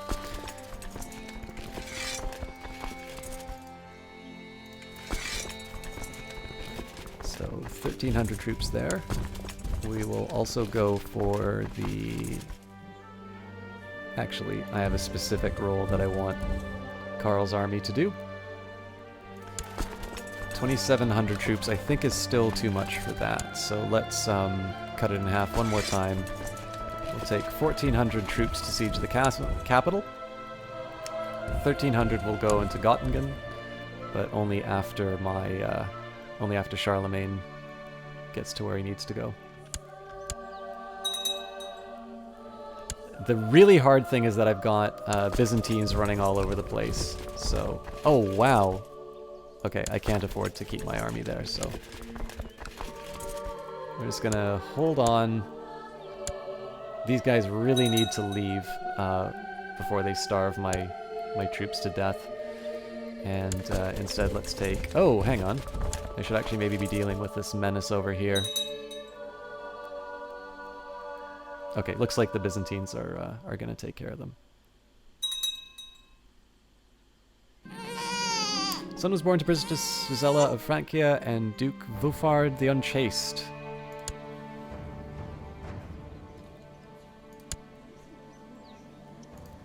I don't believe he's... No, he's not a valid Karling though, so it doesn't matter. So here I'm just trying... Oh, and I I'm spawning more vassals. Right, I believe that one of your vassals can be discouraged from associating with conspiratorial factions if the proper leverage is obtained. How do you wish to proceed? I will threaten them. So, again, I'm just splitting up my forces here to try and give some effective sieges. It looks like I'm slightly screwing up this one, so let me just try and bring that number down to something manageable, and we'll move them. I believe this can sustain, yeah, 1.5. Oh, wait a minute. That's going to put them over. How about this one? 1.5. I think I just need to leave. I live my life as other men do, navigating its rocks and obstacles, doing my best to achieve success in my endeavors. Still, everything we do takes place in the light of the Lord, and we must take care lest the influence of Satan come into our lives. Indeed it is so, gain 10 piety. I should ponder this more deeply. Gain 30 piety, or these religious ponderings give me a headache. Lose 10 piety, and gain the trait cynical. I will remain with 30 piety. Now, it looks like it's sort of building me towards... Honored King, if I ask your forgiveness, I ask your forgiveness if I have done something to offend. I obviously wouldn't dream of associating with any faction conspiring against you and your enlightened rule. You are forgiven. Duke Theodoric of Burgundy claims that Duke Anselm of Brabant is attempting to promote vile heresies. How should I use this information? Well, he's my steward. And I don't think I am going to... So is he actually a heretic? No. I don't think I can really find... I don't have as good of a steward. So I'm going to keep this information to myself for now. He's fairly loyal, so I don't see him joining any factions. In the meantime, let's get my mom on something more important. Again, it would be great to get her to steal some technology, but I sort of want to nip these rebellions in the bud.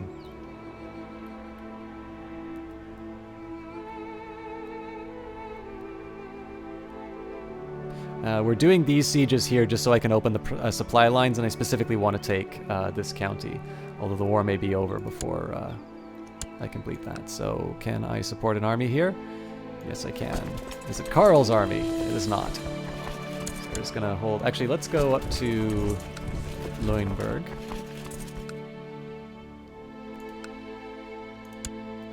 Looks like I have got enough support here, so we'll...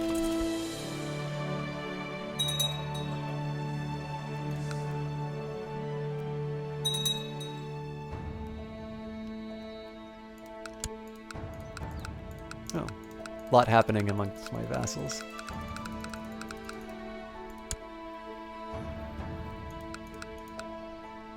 I'm not too worried about a lot of these, so I'm getting a little bit of gold through these endeavors. I can actually probably afford to create another title if I'm completely honest, but I'll finish the war. I won't count any chickens before I hatch, because I might want to create some titles inside of Saxony as well. Alright, so, the glorious moment where King Karl comes face to face with the World Tree.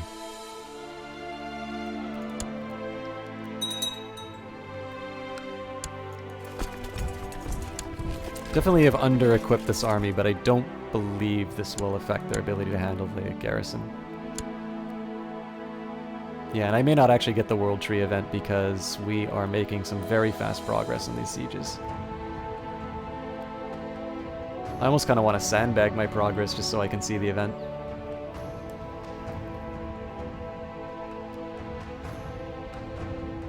Thanks for killing my troops, Greeks.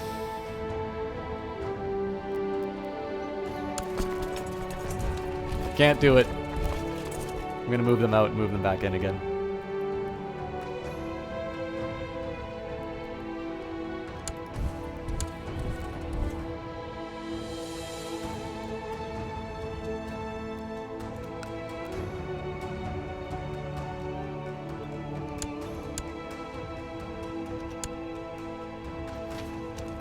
German populace in Cleve has embraced Frankish culture. Civilized peasants?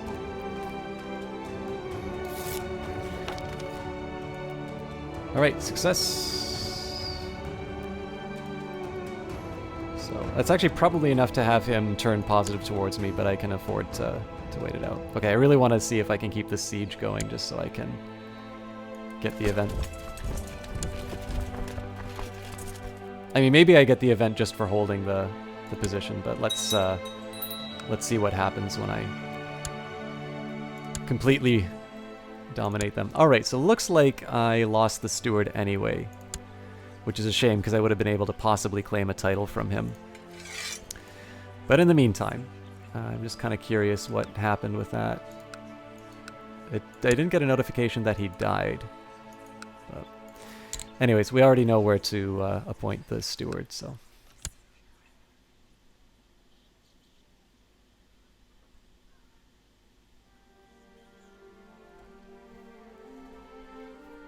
Chat's kind of quiet, but that's fine. We'll probably be wrapping up shortly after this. I don't think I'll worry about distributing the titles until after. I'm actually reasonably happy with how this combat went. I mean, obviously I won, but in this case it was a little bit more organized. It was recognizing the limitations of the... it was recognizing the supply limits. Here we go! Irminsul. This is exactly what we were waiting for. We're going to end the night on a dramatic moment. You've captured the great pagan sanctuary at Paderborn, one of the holiest places of Germanic paganism. Here stands the great holy tree of Irminsul, which is said to have such immense importance in the heathen faith of the Saxons. To them, Irminsul represents the world tree, and it is a focus from which they appear to draw much moral strength and inspiration. Hey, Superior Blaze, we are about to possibly commit a terrible act. I'm going to get some chat opinions on what I should do here. Option 1, burn it. Gain 50 prestige, 100 piety, the Germanic religion loses 10% from moral authority for 10 years, and this sacrilege will be widely known. Keep it and build a Christian church around the site.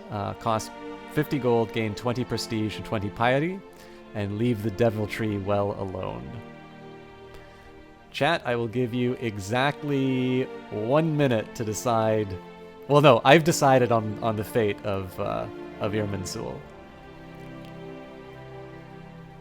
But you have 1 minute to talk about the morality of what's about to happen.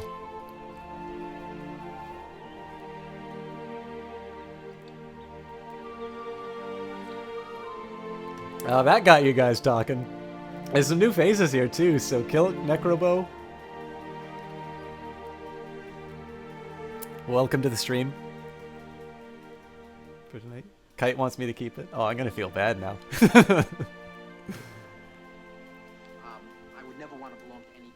Distinguished gentlemen. Oh god, I'm gonna feel bad if I wrap up now. Okay, I'm gonna do something not Crusader Kings afterwards, but I'll keep streaming for a couple more minutes. Burn it from Geely Things. We got Demon Killer 1 is following now. Thank you very much for that. Sorry, I didn't see the animation. Necrobo, turning it into a church will symbolize the conversion of the Saxons to Catholicism. That is true. But I am a theologian. And I do need this money to create a lot of duchies. And more importantly, we don't need to represent the conversion of the Saxons. The Saxons will be converted precisely because we tell them to convert. So we burn it. And again, we decide to continue. Club. Necroblow, thank you very much for the follow. So yeah, I'll be honest with you. Every time I see this, so this is obviously a historical event that occurred, and in many ways I consider it so. Everybody, I think a lot of people kind of know people who are of a, you know, they won't necessarily follow a conventional religion. They will describe themselves as, you know, as either spiritual, or some people will even confess to be pagans. Now, obviously, pagan belief is a fringe belief now. And yet, every time I encounter this particular event, I have the same kind of reaction to when I hear about the Islamic State destroying cultural artifacts in the Middle East, or when I hear about, you know, the destruction of the Buddhas in Afghanistan, or all of these other events here, or the burning of the Library of Alexandria. Like, even though I don't necessarily have any attachment to the pagan religion, I'm always a little horrified when I read the details of that event. But with that in mind, I'm still playing Crusader Kings 2, and I still want to have maximum prestige and maximum piety, and I want to save that gold to distribute the titles amongst the conquered lands. So, for all of my my moralizing and the great horror that I personally react to such events in my own life, or maybe not my own life, but to seeing them, you know, when I see those kinds of things in the news and that, despite the fact I would consider what had happened a great tragedy, we have made our mark on history and not necessarily the best way. So let's take a look at how chat responds. How's it going, system? You've actually got to head out in a few minutes anyway. Okay, fair enough. Kite never left. Chalk! How's it going, Black Dahlia? Just got home from work, tired as dicks. Nice, that means a good sleep. You're exhausted, had a really rough day. Sorry to hear, hope it gets better. Okay, so none of you are talking about what a complete monster I am for doing this. That's good. I'm glad you tacitly approve of my behavior. Alright, so I've got 37 of 34 vassals. Let's see what we can do with the Saxon lands. I believe we can actually seize a bunch of titles, can't we?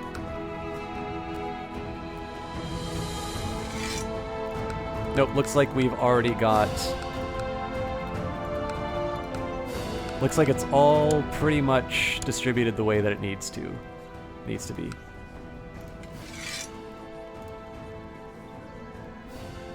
But wait a minute, these guys are pagans, so aren't I allowed to just seize titles?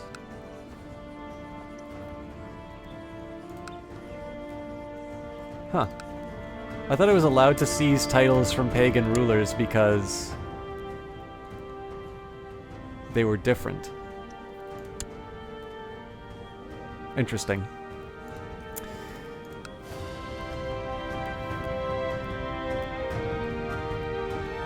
Jock, you gotta try a lot harder to make me think you're a monster. You burned a scientist alive in The Last of Us last night and laughed about it. You executed innocent civilians. You wouldn't expect anything less of me, Jock. Kite260. Thanks, Kite. Alright, so let's talk a little bit about what we're gonna do for the next playthrough. These guys are pagans, so shouldn't I just be able to take this? This is Jock. You need medium crown authority to freely revoke infidel titles. Okay. We're currently at low. Alright, well that just gives us something to work towards. So, what am I going to do with these vassals?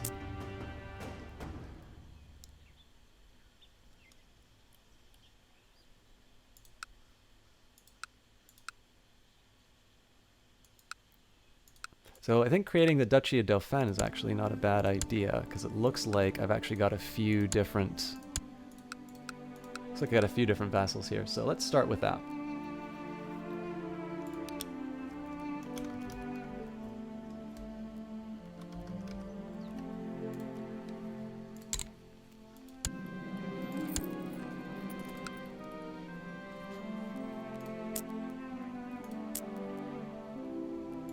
So, opinions...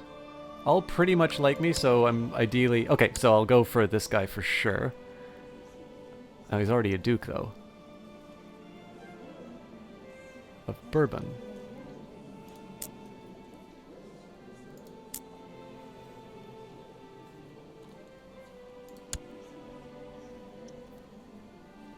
Man, I'm taking a huge risk if this guy winds up having a I'm taking a huge risk if this guy actually winds up having a kid, but let's give him Dauphin. Hang on a second. That is not going to have nearly the effect that I think it's going to.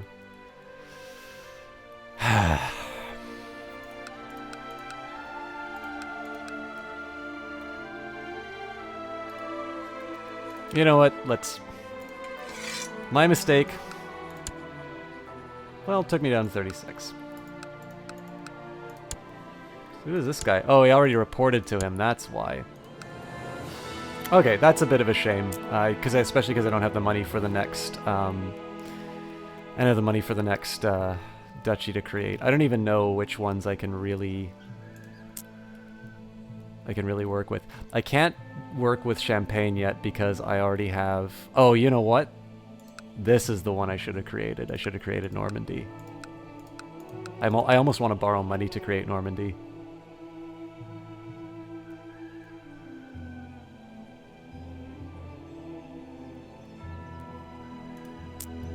Well, you know what? Nothing saying I have to end now.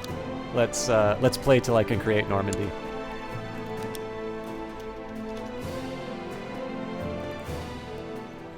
I need 153 gold, so that's not going to take that long.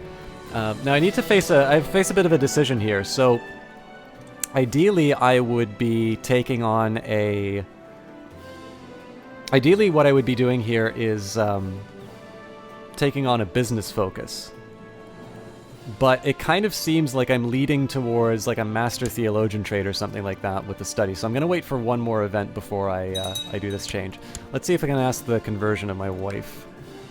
Yes, she will embrace the Catholic Church. So she has a high opinion of me and a base reluctance, but she will change from the iconoclastic religion. See it? Peace be with you. I've discovered a plot where building of Ogres... Okay, whatever. They can fight amongst themselves. Dear husband, peace be with you. I submit to your wise counsel and will convert to the Catholic faith forthwith. Thank you, wife. Now give me a son.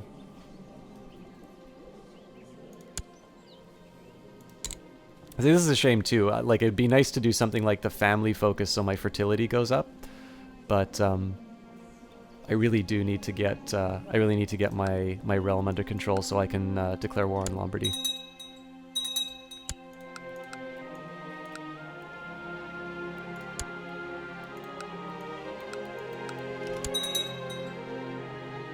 Fortunately, the money's rolling in, so here we go.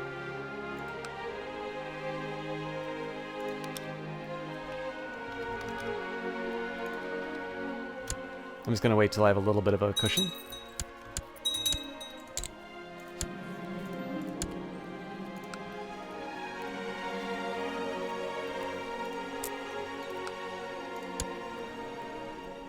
Okay, this is fairly tempting. He's got 2 daughters. 1 daughter. He doesn't really like me that much, though. Oh, but he's depressed. So he might kill himself. But looks like we have a winner here. This is in Normandy, right? Yep. So in this case, his lands go directly to me. I mean, in reality, he's probably going to have a kid. He's not that old, and his wife's definitely quite young. But still a chance that that might come back to us. And we have achieved our goal. So we have now managed our vassals to a point where our vassal limit's where it needs to be. That means that we sort of have our full military power. We're looking at 7.22k. Now, I will tell you, one thing that happens as a result of the invasion of Saxony is that there is a Saxon rebellion that can trigger at any point, which is going to result in it's going to result in a really tough battle. I'm not actually sure how quite to deal with it. I do have the advantage of having the Byzantine Empire on my side. It would be nice if I had more family members to marry off, but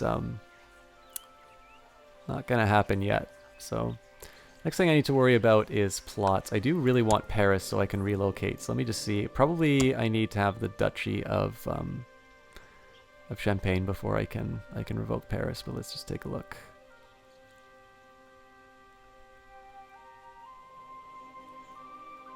I really wish that, I mean, obviously they've color coded it now, but they're not actually telling me why I can't do this. A little annoying. Do I want to release this guy? I think it's like for 10 gold, right? Yeah, it's not worth bringing somebody who'll join a faction. Oh wow, the independence faction's getting strong. My mom's on it though, so that shouldn't be a problem.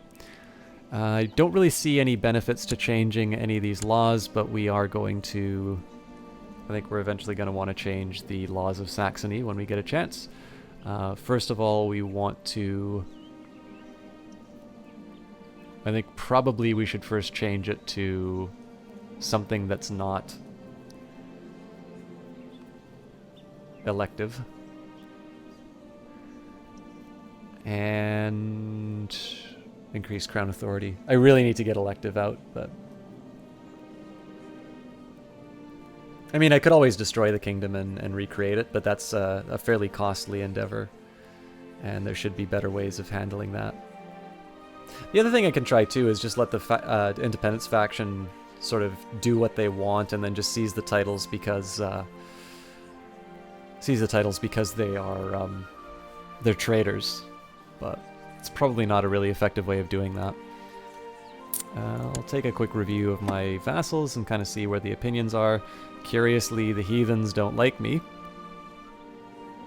So, let's start. I don't really have a whole lot else that I can do, so let's start making people happy with my rule. I can use Roland again. I think what I'm going to do in this case, I'm actually going to get him to train troops. Just on the odd chance that I have to deal with the rebellion fairly quickly. That's kind of me taking advantage of some metagame knowledge. Does mean that I'm going to have a bit of a loss as far as my research is concerned, but I am able to go back and research cultural tech again. So I think we are in a fairly good spot to just kind of call it a night and get ready for the next bit. So what I'll do is I'll just do a quick summary of how we handled the game.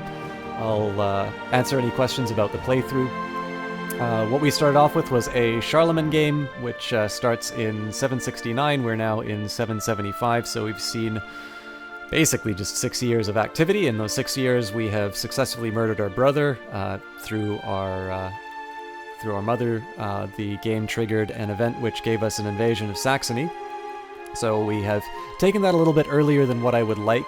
The majority of the game has been spent from the fact that because I inherited this kingdom from my brother, I had a lot more vassals than I knew what to do with. And so as a result, my army was smaller than it would be because I was over the vassal limit. The majority of the time was spent building up these new titles. Now, as you can see, there's still a lot of room to do that. I can create further duchies, I can create new kingdoms, although the kingdoms would really just be ones that I would want to hang on to myself personally. So at this point here, I am eventually going to want to create some more of these duchies so that I have some more space to take over Lombardy. And I get a little bit more wiggle room in terms of the vassal limit. I think what I want to do is make sure that Saxony is more or less pacified. In fact, maybe I shouldn't be getting my... I've already assigned him, so I'm going to be waiting for a bit.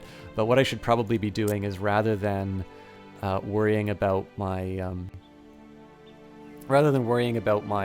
cultural points, which I'm not going to be earning that much of, I should probably be looking to be converting these regions. I also have one in the Slavic region, which I should take on my own. At some point, it looks like we did successfully take over Ostfriesland. Maybe it was because... Maybe that was because they were conquered. I don't quite recall. It felt like I had that before.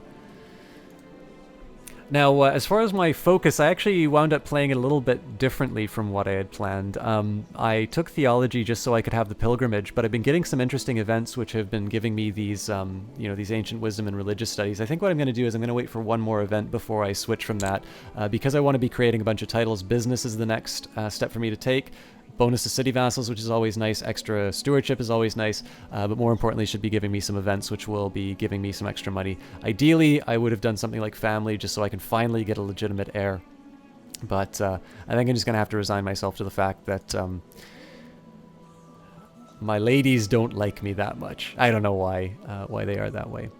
Oh, I thought this was zealous, not cruel. Oh, it's the steel glove is cruel.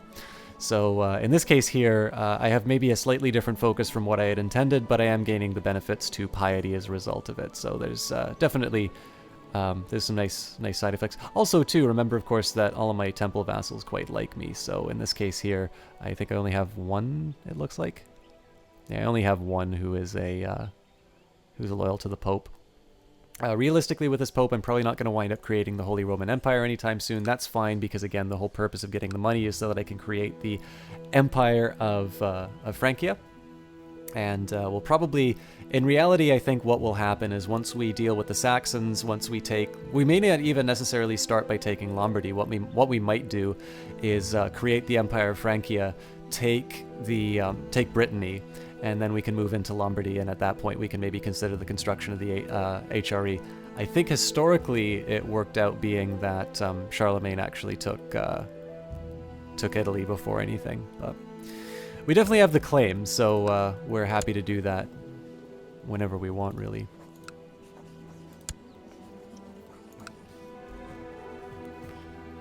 Make the Empire was a part of Saxony. Again, I'll definitely make the Empire. The biggest thing, like, the thing that I kind of want to stress about this playthrough, like, to give you an example, it'd be really cool to take Baden, right?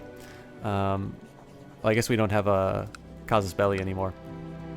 So, if I create the Empire of Francia, this is an easy war to prosecute. What I want to think, though, is in terms of what is the consequence for me doing that? If I create the Empire, that's 400 gold that I spend just to create an empire and gain some claims on Brittany.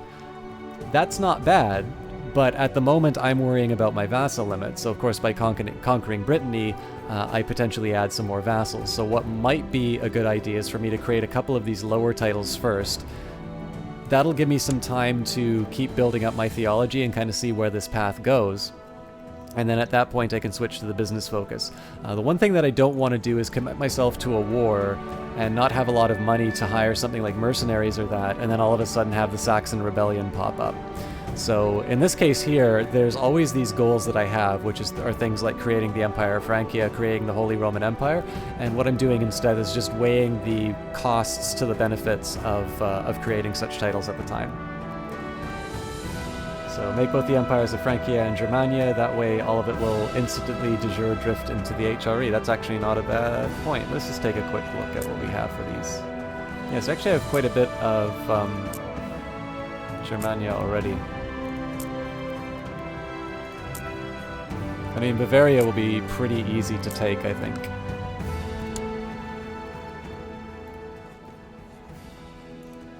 We don't have a de jure claim, but, I mean, they're sitting on 1.6 thousand troops. The only worry I have about Bavaria is I feel like that one is just going to be hell on earth to managing the vassals. I mean, he's currently got 8. So assuming that I just suck in everything that he takes in, 8 for my 34 vassal limit seems like a fairly tall order, personally. So I think what I'm going to wind up doing is just playing passively for the next little while so I can create these duchies. I can sort of give myself a little bit of wiggle room as far as the vassal limit is concerned. And then I can decide whether I want to create Francia to begin with, or I think creating Francia is better because then I can slowly incorporate Brittany and things like that. And then the final goal is to take Lombardy, because that's going to add, on paper, 19 more vassals, and I definitely need to get some money before I can bring that under heel. I definitely want to wait until the Saxon rebellion's dealt with. So, that's it for me tonight. Does anybody have any questions? I can thank, there's actually quite a few of you who followed today, and more importantly, a lot of new faces who didn't necessarily follow, but definitely were a lot of fun to have in here. I know we had a fairly rough start at the beginning. We talked a lot about just sort of the basics of setting up a game. That was largely because we had some people who are unfamiliar with the title. I always think it's nice to give people an approach to understanding the game to begin with, although of course I am quite new at the game myself. This is the second Iron Man playthrough that I'll be doing. The first one was just playing as a Count of Westmoreland and trying to create as big of an empire as I could get. Forever known as the House of Rose playthrough, which was a lot of fun to have. But if you like Crusader Kings 2, if you like what you've seen so far, we'll be doing this every Friday for the indefinite future. And then Mondays are my other guaranteed streaming day, where we'll be doing things that aren't necessarily Paradox titles, or a little bit more variety games, but still a lot of fun to watch. So we're always happy to have you for either game, although I certainly know that... Hey, Jazzpoo, how's it going? Did you just come in here? I'm sorry. Is this going on YouTube or just Twitch? So I know my my VODs on Twitch aren't that long. So this will be going on YouTube. I will caution you that I don't keep very good care of the YouTube site. I just use the default export feature, and now because they're giving transcoding to channels that have, you know, a certain viewer count, and that can actually be quite a small viewer count compared to what it used to be before, what happens is there are interruptions in the playthrough. So I'll be the first to admit that my YouTube page is not that well managed as far as the as far as the content is concerned, but it should still be in chronological order, and I will definitely be uploading this to YouTube. What I'm actually going to start doing, because I know there's a real hunger for Crusader Kings 2 content, I will try to make sure that within 24 hours of doing the stream that I will upload the video to YouTube. But I'll be the first to admit the videos are not that great. They are kind of put in these weird playlists, and they're a little disjointed in their presentation. And I do need to find a better way of handling that. But I mean, between school and and trying to keep something of a streaming schedule, it's not been as big of a priority as what I wanted. Jasper just woke up. Your sleep schedule is messed up. I'm definitely sorry to hear that. I know you. I was just got out of a cycle like that myself. What I will do actually is, especially because there's new faces in here, I'm just going to take a minute for me to bring up a survey I had. There's certainly no need to do it, but because we've been doing Crusader Kings 2 fairly consistently, I have a survey monkey which I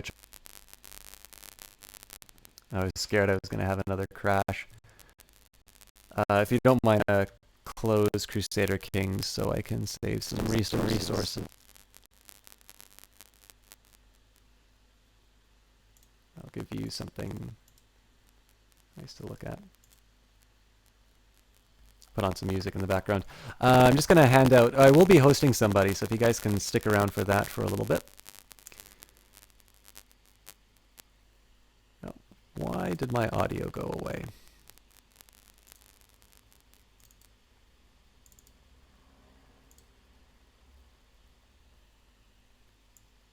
It's like it's totally muted.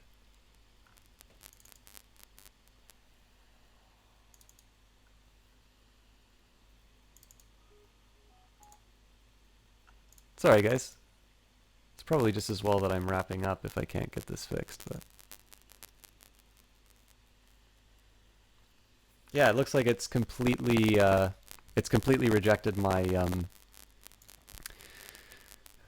like any attempts to put some sounds through this, so... I'm gonna go for a ghetto version. Just play it in the background. I know it's not gonna sound very good for you guys, but... Oh, Chalk's turning into a robot? Thanks.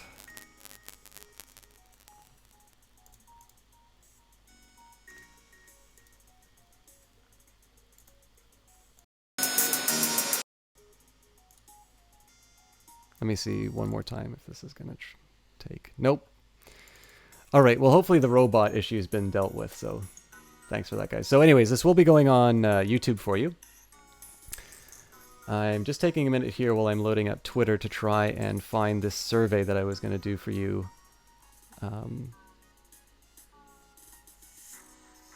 Just the survey is just to get an idea of what people are looking for in terms of Crusader Kings 2 content, in terms of kind of grand strategy games such as Europa Universalis 4. If I can maybe find the email, that'll be a little bit quicker. And then...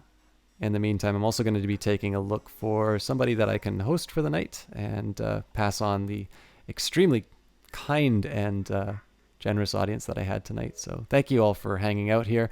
Sorry to give this such a messed up conclusion, but I'm kind of dealing with the effects of having a very slow upload bandwidth.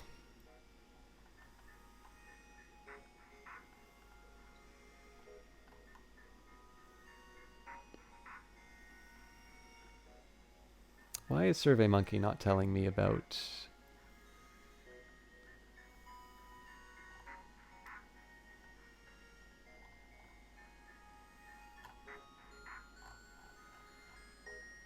Do I still have the static issue, by the way?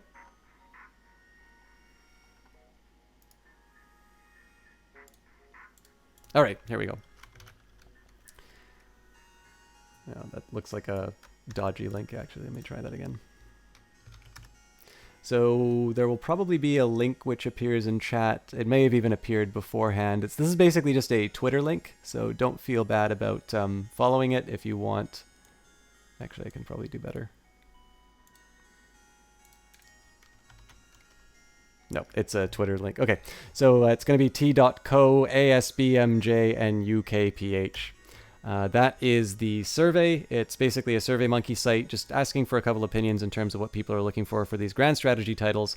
I've noticed that there is a tendency for people to stop doing the survey once they reach the there's going to be like a matrix of questions just kind of saying, what do you think things are relatively important? That is actually one of the last questions on the survey. So there is also an opportunity for you guys to type in your own feelings about the streams and the kinds of things that you want to see. So I do encourage you to do the full thing. Even if you don't do the full thing, that actually winds up being helpful to me because it still records incomplete entries. Personally, I weight them a little bit less simply because obviously somebody who, I put it to you this way, like somebody who doesn't value the survey enough to give the full opinion probably is not as invested in the stream or just doesn't care as much about the issues, which is completely fine because in the end my channel needs to be my own, right? It's not my job to just constantly solicit people for the advice. But in the end, I figure the people who are most dedicated are going to see the survey through to the end. The people who are maybe indifferent about some of these issues are just not going to express their opinion. And so as a result, I just slightly weight the surveys a little bit differently. So I'd appreciate if you guys help me out by doing those surveys. If not, I completely understand it. And I will do my best to give you the best shows that I can either way. So, looks like we have W. Shand online tonight. So, W. Shand does a game show called Check the Deaths. He's going to be playing Resident Evil 3 Nemesis. And basically what he will do is there's a menu of different kind of different challenges that people can order for him. If he fails one of the challenges, he takes a shot. If he dies in the game, then he gives away a free game. And he has in the past given away like proper full AAA titles like Grand Theft Auto 5. He's also given away good indies like Titan Souls and things like that. So I think you guys will enjoy it if you can just hang out for a little while and give him a shot. I definitely would like to pass on such a good audience, but I also appreciate some of you guys are here only for the Crusader Kings 2 content. So give W. Shand a chance. If it's not your thing, I wish you the best of luck in terms of finding something new on Twitch or something that will be equally entertaining for you. But that's it for me tonight. I actually streamed a little bit later than I was expecting, but it was a lot of fun to do this for you guys, and we will see you next week for Crusader Kings 2, or at least Monday for the variety stuff, assuming I'm not able to get another stream in over the weekend. Have a great time, guys, and have a good night.